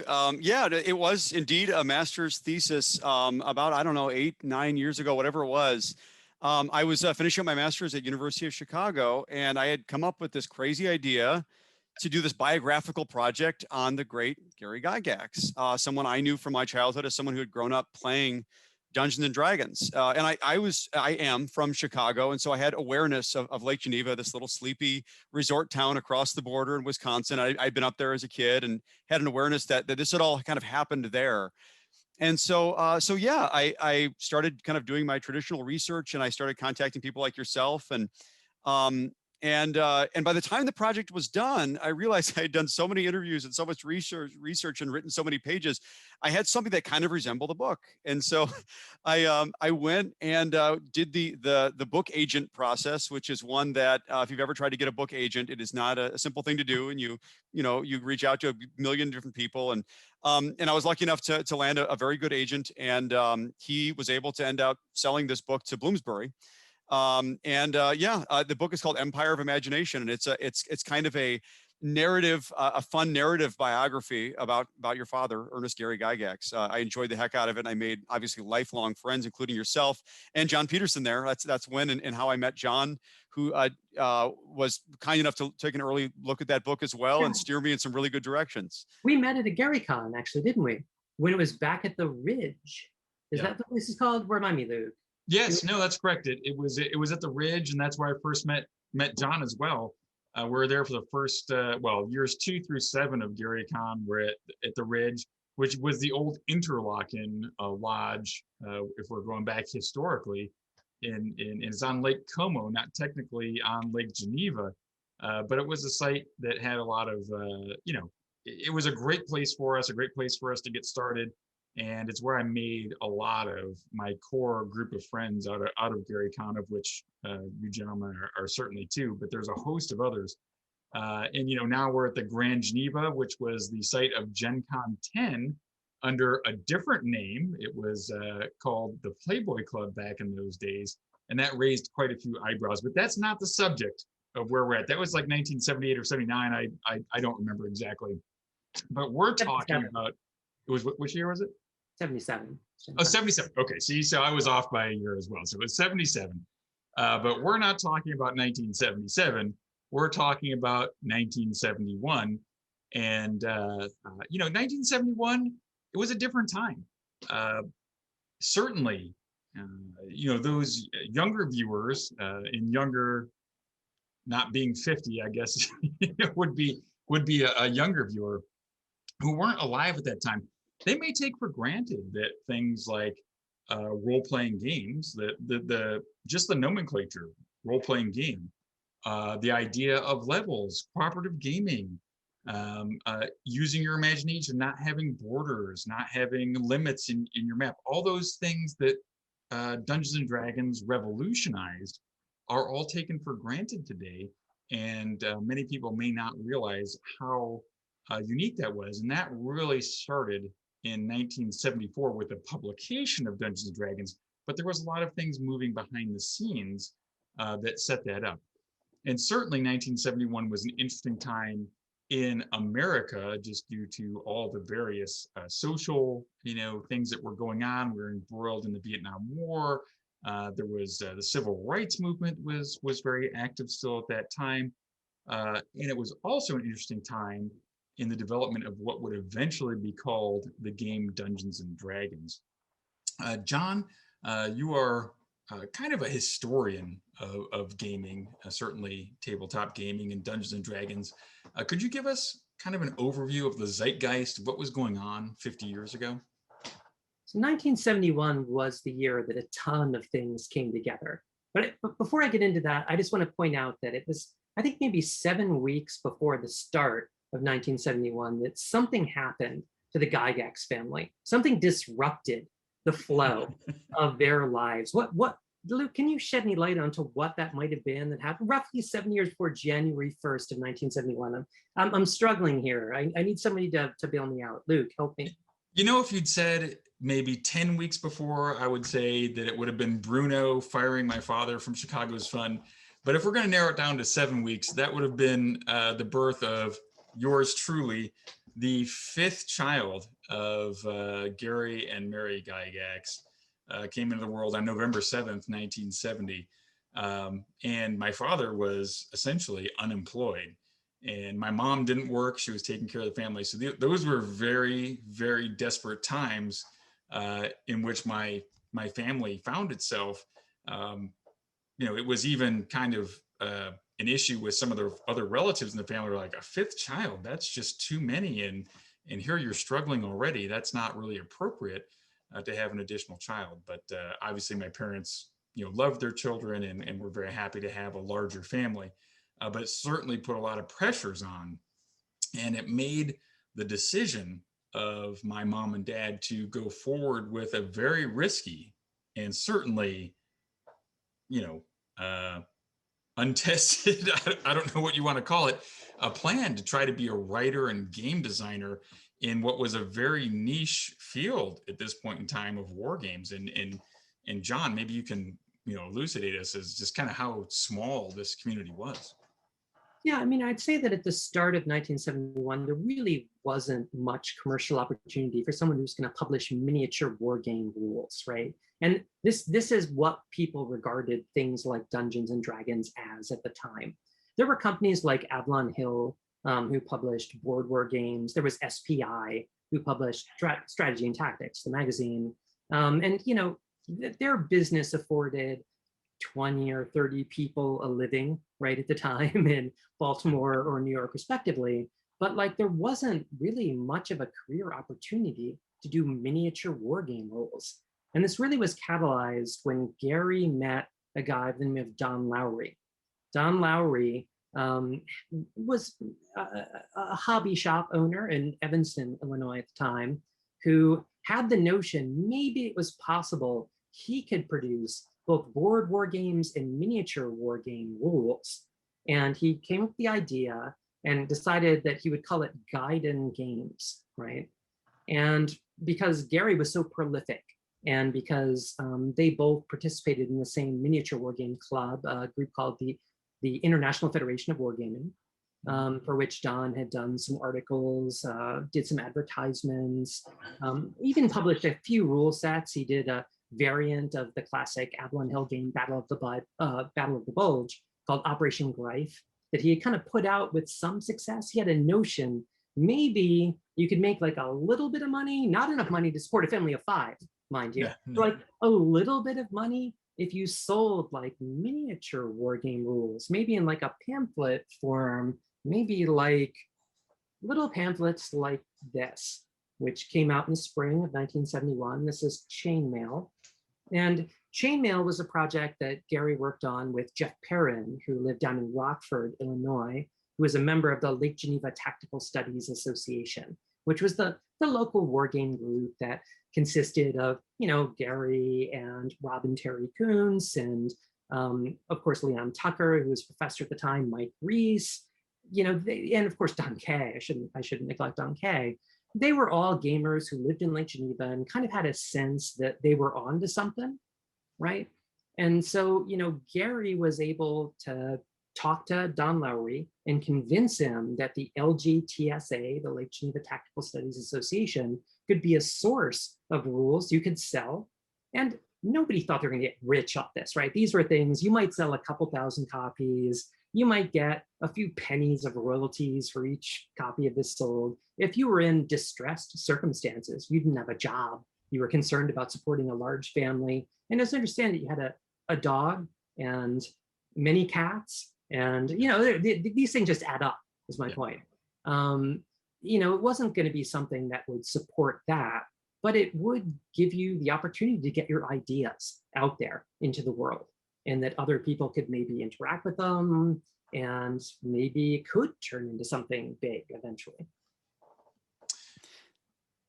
And Gary was full of ideas. That is one thing that thinking about the man himself, and I always think about the direct circumstances around when he started working on this game. As John already pointed out, Gary was prolific. He was already involved in game clubs, both national, which would usually collaborate via various fanzines or by post. But then you've got this local group that he's supporting on this famous sand table that he builds in your basement, right? Where they would play these miniature war games and kind of create miniature terrain. But I never lose sight of the fact that this was a gentleman who would wake up at 5 a.m. and do an hour-and-a-half slog on the train from Lake Geneva to Chicago every day, which is, this is 90 miles, right? And back. So you've got 3 hours on the train every day that he's maybe spending time thinking about games and doing other things. But I mean, this is a hard life, and he's got 4 kids in tow, as he pointed out already. Going back, as you say, Luke, 10 weeks, right? So he's working at the Fireman's Fund of Chicago, an insurance company. He's an underwriter. He's been there for 9 years. And this is a person that's working around the clock. And remarkably, he's doing all of this full-time job. He gets home, he has dinner, as I understand it, always at the table. You always have to be there for dinner, sitting at the table. Puts you to bed. He tells, always told these stories about how he would let you choose elements of the story he was going to tell. Mhm. He would tell this wild, fantasy story. And then after that, somehow find the energy to do one of a few things, or maybe all of them. Maybe he would do some correspondence from some play-by-mail game he was doing. Maybe he would write up some variation of rules that he had been working on. Again, always homebrew, always anything he was ever expecting to turn into something extraordinary. But I have to tell this because I think it just gives you such a sense of place. So this fated day when he does lose his job at the Fireman's Fund, and there is some suggestion that he was perhaps not as focused on his work by that time as he should have been. And so he gets fired by this rival at the company named Bruno, as I understand it. And it's a bad day, but I will say he was hating his life there, as I understand it. He had thought about quitting before. There's nuance to the story, but this is a story your mother Mary told me, that he trains home that day, and she says that she knew something was wrong because he showed up on the doorstep of that little house, 330 Center Street in Lake Geneva, with a jug of Gallo wine. And she knew the minute she opened the door and saw him with the Gallo wine that something was wrong. And of course, that something was that he has lost his livelihood for this family of 4 kids, and in 2 weeks to be 5 kids. I mean, you want to talk about back against the wall and the pressure on. But it was, of course, at this very moment that you can kind of draw back the start of when he may have already been working on it a bit with Jeff Perrin, as John suggested. But this is when finds himself with time on his hands to go ahead and commit this time and this energy into this game called Chainmail. And I always think that's a remarkable kind of start to that story. Yeah, and I think that it's important to highlight that human element. You just think, you've got 4 kids. The single source of income is lost, right? You're about to have a fifth child, and you're renting a house. You don't own a car. You're barely making ends meet. We have dinner as a family. We eat our meals as a family, and there's no food in between. There's no snacking in between. My mom gardens to help the family subsist. So we're not a rich family. We're barely getting by. We're in the lower economic, tier of folks. But my mom supports my dad because it's his dream to write. And she says, yeah, you've got some unemployment coming. Let's pursue your dream. And she helps him enable that, because the other choice was to move to another city to seek an insurance job, because I believe he was sort of, had worn out his reputation, or Bruno had colored his reputation in such a way that it would be hard to get a job in Chicago. So, we had to pick up and move the entire family to wherever it was and do this. So this is a very dire time in a very small niche community. And still, my dad was there, and he was prolific. He would work all day, and he would pour his heart out, into these things that he had great passion for. And it's something that I, as an aside, I still see today. He kept that propensity to connect with people, whether it was by email or actual letters that the play-by-mail community needed. A gentleman wrote me today, and he's like, I was 8 or 9. I was on Facebook, and he said, I was 8 or 9, and I wrote letters to your dad, and he wrote me back. And I thought that was so awesome. I was super stoked. I'd been dungeon mastering since he was like 7 years old. And I was like, oh, it's amazing. And now he's like a doctor. He's studying at Harvard, and he's a doctor, or he's teaching at Harvard, whatever. He's an accomplished person, right? And but he said, yeah, your dad wrote back to me for a couple of years, and it was fantastic. And wow, that was so exciting for me as a kid. And I really can never thank him enough for what Dungeons and Dragons meant to me and my friends and the things that it developed. So this was just kind of somebody that this is something my dad really believed in this sense of community, because it was only a few thousand people maybe that were war gamers throughout the entire country. I mean, John, you may be able to speak to that. Yeah, I mean, it was, especially miniature war gamers, it was a small community, but I mean, you're right. From the things I've seen from around 1970 to 71, I mean, after Chainmail came out, you see people talking about what it was like when Gary would show up to their conventions, because he would go, like in 71, to regional conventions around Illinois, around Wisconsin, with people he'd never met before. And I can remember one letter I read talking about how, Gary would, total randos is the way the author of this letter put it, would come up to him and talk to him, and he would just be like, let's design a game together. Like everybody he met, he would be like, okay, what are you guys doing? Like, let me help. Let's figure out what'll make this work. I mean, he was a very gregarious, very outgoing, and very generous person. He was really interested in kind of growing the hobby. And I think, you can look at this a couple of ways. I mean, I think he understood he was trying to build a brand, right? He was trying to be the guy who was the hub that everyone could rely on. He's the trustworthy, outgoing person. But it came from a love that he had for this, right? And but I mean, you see this universally. You see people who would come to Gen Con and would be astonished that your dad remembered them and be like, oh, he would walk right up to us and talk, let's go out for pizza, who just, were kind of astonished, even when he became more prominent, even when he was known for D&D after 74. I mean, you see people report this, which is unusual. Gaming attracts a lot of people who are socially awkward, like myself. And, I mean, that aren't really that kind of outgoing person, right? But it puts them in a context, as this does for me, where I can be at least a little bit outgoing, right? And at least be somewhat sociable. And I think your father really understood that and brought that to a lot of people who might not have experienced it otherwise. And oh, I'm sorry, Luke. No, I was just going to touch on what he was saying. That is really, I think, something that I observed is that it might be people who are uncomfortable in social environments, but D&D was that vehicle that allowed them to be social and in fact to learn social skills. And that's really something I think is a benefit of Dungeons and Dragons, is helping young people, or really anybody. Whenever you find Dungeons and Dragons, you can find a means to practice and get rehearsals in lots of different things. So if you're socially awkward, you're going to get a chance to speak in a small group, a friendly small group, right? That wants to see you succeed and build those strengths. And I think that's a really important thing. But I'm sorry, Mike, I didn't mean to cut you off.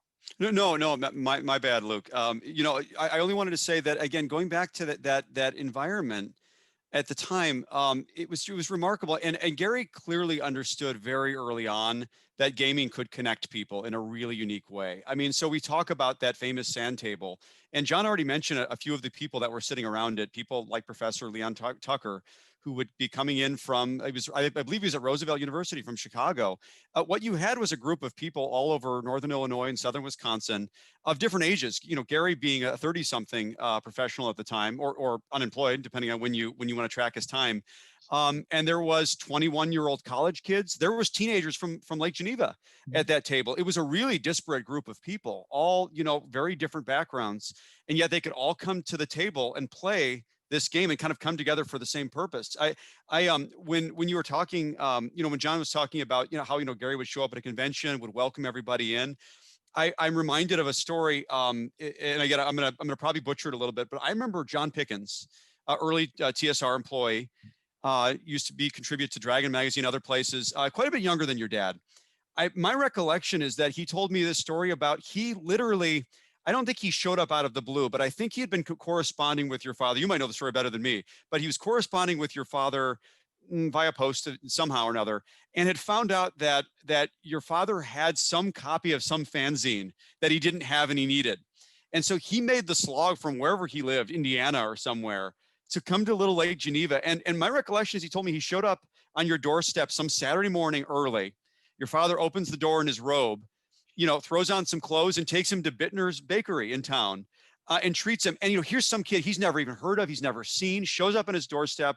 I think John was a teenager at the time, or maybe he was, 20 years old, whatever he was. And I'm thinking, wow, that really says a lot about somebody who wants to build community, that wants to connect with people, and wants to build this really special gaming community. It's pretty remarkable. That's not surprising to me, because when I was in college, so the 90s, mid 90s, my father would, people would stop by his residence and they'd be like, does Gary, are you Gary Gygax? And of course he's answering the door. He's like, yeah, that's me. And he's like, oh, well, I just wanted to tell you how cool you were. D&D meant a lot to me. He'd be like, okay, we'll come in, sit down, have a glass of iced tea. And if he had an opening in his game, like our, I think we did games on Thursday. If he had an opening, he'd say, yeah, I've got an opening. Are you available on Thursdays at this time? And he'd just invite him in. So there's like 3 or 4 people that just came up to the door and either really invited him into the game after chatting with him. So that's just sort of the kind of person he was, and just wanted to hang out and play games and have fun with people. So yeah, that's who he was. That's who he was. I'm sure, he had his prickly points too. Don't get me wrong. I'm sure he had his challenges just like anybody else. He's a human being, but he was also very friendly, very welcoming, and willing to bring folks that just pop by his door to his table to play games and share that sort of community. So, well, in 1971, of course, a lot of the games, as Mike alluded to, were happening by post. Mhm. And one very significant person who was playing by post at the time was a guy named Dave Arneson. And there were a couple of respects in which he was playing with Dave Arneson then. Dave was running this amazing Napoleonic simulation campaign. And this was a,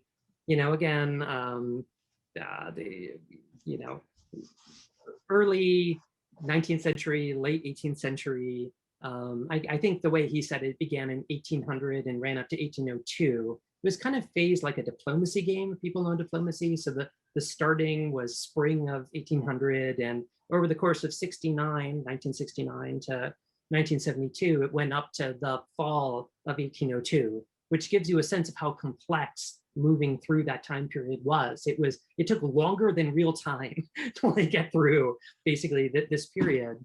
But Dave was fascinated with the idea of having remote groups. He lived in the Twin Cities in St. Paul, actually, having remote groups kind of handle remote areas of the world of his Napoleonic simulation campaign. And so he decided to delegate to the whole LGTSA, the Lake Geneva contingent, control of the United States in his campaign. And so Don Kay was the president of the United States. I believe Rob Kuntz was the interior minister. Terry Kuntz ran the army. Bill Corey, who isn't well known, but was a good friend of your father's. Your father used to bum a lot of rides off of him because he drove. And whenever he needed to drive, he would get Bill to drive him. I believe his wife was Cookie Corey. Cookie Corey, who famously was an early artist. If you read Dark Arcana, you can see we have a few even variant illustrations of Cookie Corey's. Her name was Violet, actually, Violet Corey. I only knew her as Cookie. That's how I know her. She went by Cookie. Her name was Violet. Yeah.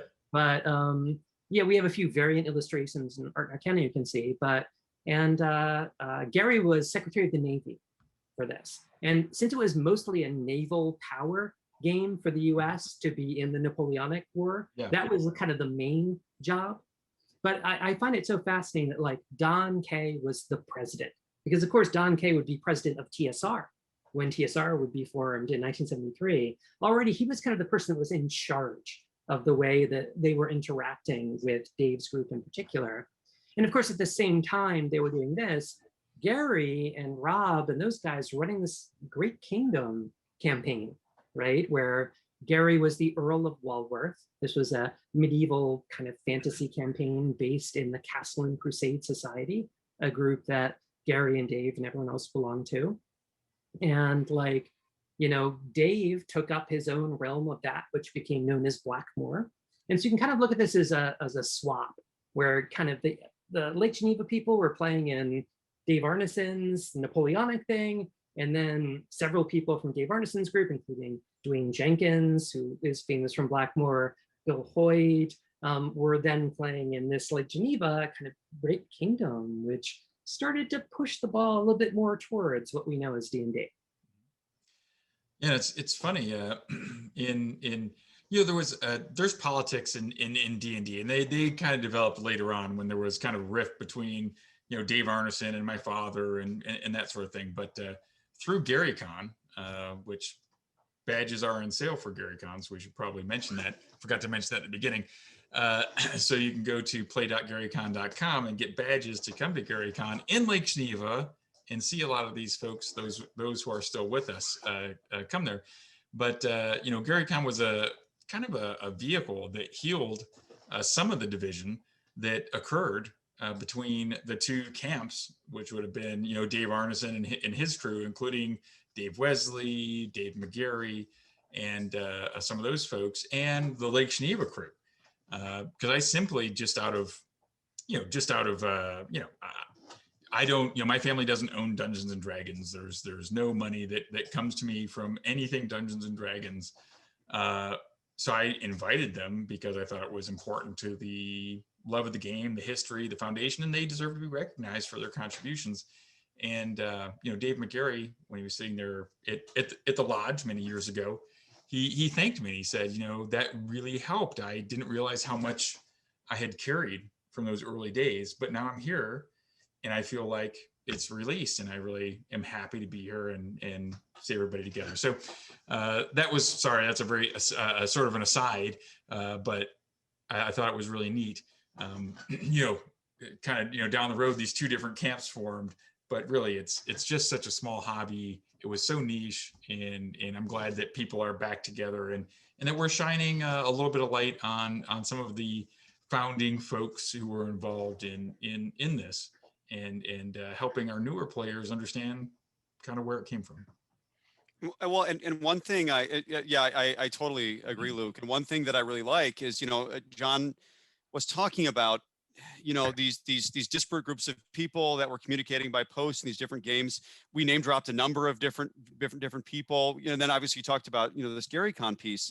And it's a reminder. I think the part that really makes it appropriate is a reminder of how many people actually truly contributed to this, because really it's not quite correct to just say, oh, what was it, Gary, was it Dave? The reality is, when you really look at the big picture, John's already talked about a few kind of you might say platform games, platform ideas. And when you really look at how this all really came together, it was these groups of people playing and experimenting. And again, the idea of moving the ball a little bit closer to D&D. And again, as John, I'm sure, could tell us about if we had a lot more time tonight, that ball had been moving for a long, long time. And that's a really remarkable part of the story too. So yeah, I guess dropping off in 72, John, so you've got Chainmail over here. We understand that is a medieval miniatures war game, but it has this fantasy component. It has basically a supplement. There it is right there. And has a supplement in it that allows you to actually take this medieval, there it is. Yes, the fantasy supplement. There it is. You can take these fantasy miniature rules, these medieval miniature rules. And my recollection of Gary's deduction was, well, medieval is really similar to any of the fantasy that we recognize. Take Tolkien, for example. And so he said, you could probably just as easily use these to make a fantasy campaign. In fact, you could include Balrogs and you could include hobbits and things like that. And he laid out some very particular rules and guidelines about how you might basically very easily adapt to this medieval miniatures game into that. Meanwhile, as you already suggested, you've got this kind of play-by-mail, a series of play-by-mail diplomacy games going on right now between with the Great Kingdom over here, and then of course Dave Arneson's Napoleonics. So that brings us we're into 72-ish right now, right? So what happens from in 71 and make this still work? Again, our job, Mike, just to make it clear, this is 50 years ago. This is 50 years ago in gaming, and hit everything we need within 50 years. Because I mean, really, because Gary and Dave were corresponding about the Great Kingdom and about the Castle Crusade Society. Obviously, when Chainmail was in the works, Gary was writing to Dave about it. And, they were engaged in it even before the book itself came out. And so, when Dave decided to run what he called it at the time was a medieval Brownstein, right? And the Brownstein is a reference to this guy named Dave Wesley, who Wesley kind of catalyzed this whole idea of having war games where you aren't necessarily at war games where you might be playing a civilian, war games when you might be, for example, in a fictional Napoleonic town, the chancellor of the university, or a student who had gotten drunk and got into a fight at the tavern and ended up in jail, and your objectives were things like get out of jail, don't get kicked out of school, as opposed to, you know, what you traditionally think of as a war game objective, right? Like Wesley's Brownstein's like imbued Arneson with this notion that you could have a very expansive idea of what to do with a campaign, especially when you had a lot of players who weren't necessarily competing. They might choose to cooperate in that diplomacy fashion. And this was the thing that got, in the spring of 71, Arneson thinking about Blackmore, right? Thinking about, okay, let's run a game in this Blackmore town, which maybe originally I thought of as something that would be a part of this medieval Great Kingdom thing for the Custom Crusade side. Let's take that and kind of inject it into the Brownstein context and give everyone these individual roles. And not long after that, probably before the end of 71, he lighted on the idea of actually having people go into a dungeon. And like, you know, once you've got that, and the notion there might be like creatures in the dungeon you can encounter, once he started talking to Gary about this, Gary thought it sounded super interesting. Now we are getting to 72. We need to stay clear of 72. We'll keep 72 over there. But in 71, by the end, he'd already kind of gotten that. And his players got it. His players became extremely interested in this idea. You could be exploring a dungeon, killing a monster, and all of his Napoleonic campaigns had previously incorporated this idea that a wargame unit that was successful in battle could maybe go up in a level of eliteness and like start as green, move up to regular, become a veteran, and then an elite based on the number of battles that you've gone through. And combining that with what you see in Chainmail, with this idea of doing this as a subterranean adventure, you're starting to get to something. Right, and didn't they have heroes in Chainmail that took like multiple hits to kill? They did. So there were ordinary kind of armored footmen or whatever, right, who you could kill in a hit in mundane combat. Heroes would take 4 hits to kill, and specifically 4 simultaneous hits. What that meant was different from cumulative. Right. 4 simultaneous meant he had to take 4 hits in the same round of combat. And if he didn't, the hero was fine. Superheroes took 8 hits to kill in a single round of combat. And so, yeah, this notion of hits, you see a lot of this kind of, some things took cumulative damage. An ogre would take 6 cumulative hits to kill in Chainmail. A giant would take like 10 or 12 even. So, I mean, they had a mix of systems for this. And Chainmail, it's kind of a grab bag, right? There's a bunch of different elements in it. There's like jousting rules. If you feel like jousting, yeah, the jousting's great. We do jousting every year at GaryCon. You do with the coconuts. Paul Sternberg and Legends of Wargaming. Yes, I even won one year. You got the jousting, you've got the fantasy stuff, you've got mass combat, and you've got individual combat. And so it really was, you know, kind of a smorgasbord offered up to the world. You want to do medieval fantasy stuff? Here's a bunch of ideas. What do you want to do with it? And it wouldn't be until later, not in 1971, that people started to like hone that down and crystallize that things would become D&D. So yeah, so there was a whole bunch of really cool things going on. It was sort of this, I don't know, jambalaya, this stew pot where all this stuff was going into. And, you know, I guess it was 72 or 73 that at the Gen Con when my dad and Dave talked and then eventually played Blackmore. I can't remember what year that was. Was that 72 or 73? So it wasn't quite a Gen Con. So I think in 72, they were already talking about, because Dave had been publishing in fanzines. He had a fanzine called Corner of the Table. Yeah.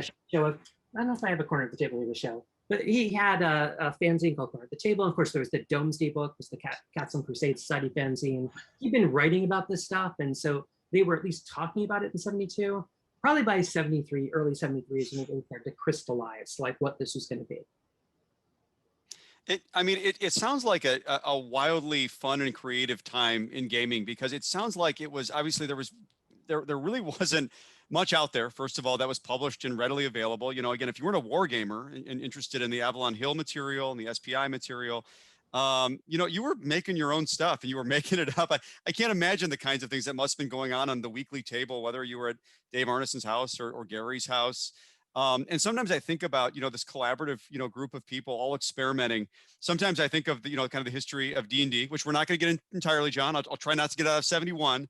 But, if I'm going to write a sitcom about 1971, it's going to be called Three Daves and a Gary. And you've got Dave Wesley over here, and you've got Dave McGarry over here, and of course you've got Dave Arneson, and then Gary. And sometimes I think about those particular people being some of the most foundational to what we know as D&D. But of course, it's a much bigger group, and that's always an important thing to remember. That you can't just hang this on one person. It was really platform technology, as you might say, after platform technology. Everyone would build on these things. It must have been an exciting time to play, and also a confusing time, by the way. It also, and John, maybe this is something that another one that I'd like you to opine on a bit. I know a lot of these games, if you weren't really, really deep and on certain war game rules, I couldn't even imagine coming to the table and trying to understand some of the games that, again, it would be variance upon variance upon variance. Can you talk about some of the complexities of these games? Well, let me pick one. There was a game that was published. It was called Don't Give Up the Ship. And Don't Give Up the Ship, this is from the International Wargamer from the middle of 1971. This was a game that Gary and Dave talked about doing as early as 1969. And Dave was an aficionado of Fletcher Pratt's naval rules. Of course, Gary was as well. Everyone knew Fletcher Pratt, who was serious about naval wargaming at the time. But if you were just parachuted in, if you went through the rules in this without being familiar with Fletcher Pratt and tried to understand kind of what the turn sequences and so on were from this, it would be challenging. And I mean, there, of course, if you wind the clock all the way back to the 19th century, there were these like German Kriegspiel, that's the German word for wargaming, right? Guys who were building these elaborate military simulations intended to train officers like maybe Luke himself. Yes, that's true. The Kriegspiel, yeah, we still wargame today. You still do today. And they, at the time, they were intended to train you to write good orders, to write clear, this is what I want you to do, in a way that would be unambiguously interpreted by the people reading it. That was the main objective of these rules. It's still a challenge today, by the way. I'm sure it is. The systems they built for this, were incredibly complex. And there were all these rules that people would use for this. And the civilian hobbyists like H.G. Wells, of course, the first in 1913 with Little Wars, then Fletcher Pratt in 1940, they tried to make this more of a hobby pastime people could enjoy. But at the same time, it was not super accessible. If you weren't familiar with the basic principles, ideas of combat resolution, like what is it when you have a force of this many versus this many? What, if the odds are, got 3 times as many on this side as this side, what should the odds be of who's going to prevail? And what should the consequences be if one side or the other succeeds in this? And people who grew up with Avalon Hill and SPI games, they were familiar with looking at these combat resolution tables with things like, ALM and DLM. There was this whole like bingo that surrounded this that you knew if you grew up with that. But if you weren't, this was a pretty esoteric hobby. Who doesn't know that? I mean, come on. This is pretty obvious stuff, right? Yes. Yeah. But what made, the Brownsteins and like a set of comparable war games at the time so accessible was this idea that you could just say what you wanted to do, right? Like your job was to be in a dialogue with the neutral referee and say, I want to try this. This is what I want to attempt. And the referee's job is to go do all that complicated stuff that like you don't need to know about and come back and just tell you, I tried to open the door. The referee goes off and does a bunch of complicated stuff. You did. Like that breakthrough was so fundamental to creating an experience that allowed people that were not versed in all these games, did not grow up thinking about simulations, thinking about these kinds of things, to just be able to play by saying, okay, I put myself into the situation of a person who was there. I say what that person would try to do. Yep. And that was revolutionary. And unfortunately, as much as we could talk about this, we have actually hit probably the outside edge of our time limit. I just was having so much fun talking to you guys that we kept going. But Thank you so much for being here. I just want to give you guys both a chance to maybe talk about some of the things you're doing now before we wrap it up. So Mike, what are you doing? But yeah, thanks, Luke. So I'm working on 3 books as we speak. I'm working on 3 books, none of which I can talk about. Not a single one is announced anywhere yet. So that makes me very unexciting. I'm that person, I guess. Like, oh, I've got this stuff, but I can't talk about it. It's top secret. Yeah, exactly. But so yeah, so I've got some really really fun projects. Maybe unsurprisingly in this in the game space. So I'm really excited about those, and I'll be I'm eager to talk about those when it's time. But yeah, a lot of it's been a lot of life. Speaking of, I'll just say this. We talked about when we started this. Gary, of course, had 4 children. You were number 5. I'm not planning a number 5, but I did have my 4th during the pandemic. So it's been it's been a long year. It's been a wonderful year in that respect. Been a very hard year, of course, in many other respects, and for everybody. But so yeah, so that's pretty much what I'm up to right now. That's all my time right there between the job. You've got your hands full. Yeah, very much. Empire of Imagination is the biography of my father by Michael Whitwer. It's a great book. And then, of course, Art and Arcana is a history of the art of Dungeons and Dragons, a wonderful book. I own both of those, and they're outstanding, so I would encourage you to get them. And John, I'm sure you have a couple projects cooking right now. I do, but I think I may even share some of those with Mike that you can't talk about. It could be. But yeah, I honestly, I don't think I have anything in particular to telegraph. But okay. All right, well, I will highlight Playing at the World. That is kind of your college textbook study of the development of and history background of TTRPGs. 410,000 thrilling words. Enjoy. Yes, yeah, it is. So and it's great, an elusive shift about how role playing kind of got its identity and how it shifted a little bit in time in the 70s into the 80s and developed into what it is today.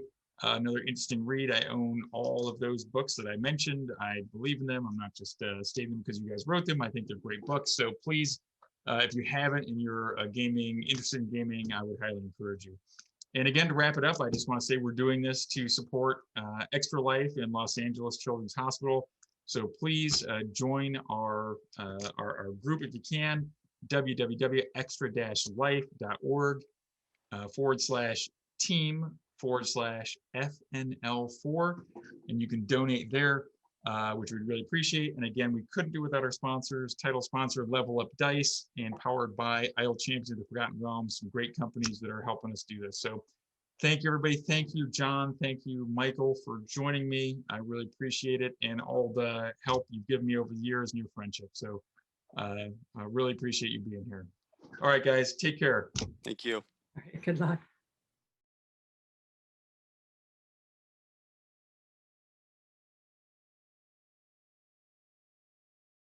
You're gonna get it in Kimmy. How you feel? Do you feel that way? You happy? You happy? New kidney for Maverick.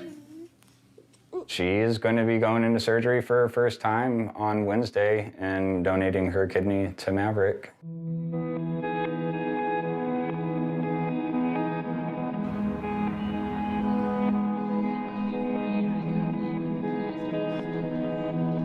My wife, she's an amazing mother, an amazing person, selfless, caring, kind, funny in her own quirky little way. I'm a mom of 2, to Landon, who is 3, and Maverick, who is 2. And I'm a stay-at-home mom because of Maverick's condition. Maverick is a beautiful miracle kid who was born with chronic kidney disease. We started to notice he was getting paler and he was getting like deep bags under his eyes. He didn't really want to eat, slept a lot, and just didn't kind of feel right. He was diagnosed with renal cystic dysplasia. Both kidneys are severely small and covered in cysts, so they will not sustain him until adulthood. They said that he'll need dialysis and he'll need at least 2 kidney transplants within his lifetime. We do dialysis for Maverick every night, 6 hours a night. So it takes about 30 minutes or so to set it up. Then we hook him up when he goes to bed. Dialysis is a life support machine that will work his kidneys and function his kidneys for him. Do you help with dialysis? Yeah. Yeah? Do you get the bags out? And the tape. And the tape. Landon is sweet. He has the biggest imagination, and he's definitely caring. He'll say, I'm Dr. Landon, it's time for your shots. Or he'll wear the mask, you have to wear a mask, and he'll be like, okay, put your mask on, help me with my mask, and he wants to be involved. Twinkle, twinkle, little star, how I wonder what you are. Dialysis is life-saving and life-preserving, but it really is life-altering. Our children on dialysis don't lead remotely normal lives. He doesn't get to go very many places. Water parks, he can't go, he can't get wet. He's limited to certain things, can't go to the beach. We have most of his meds here, the syringes, and we dispose of the syringes in the box. We have a lot of the ones that we have to keep in the fridge, his Epogen, the growth hormone shot, which is a bigger shot for him. I hold him down in bed.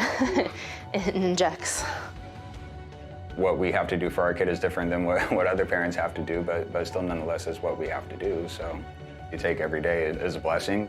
He's here and he is surviving and doing quite good with it, and just keep on pushing along.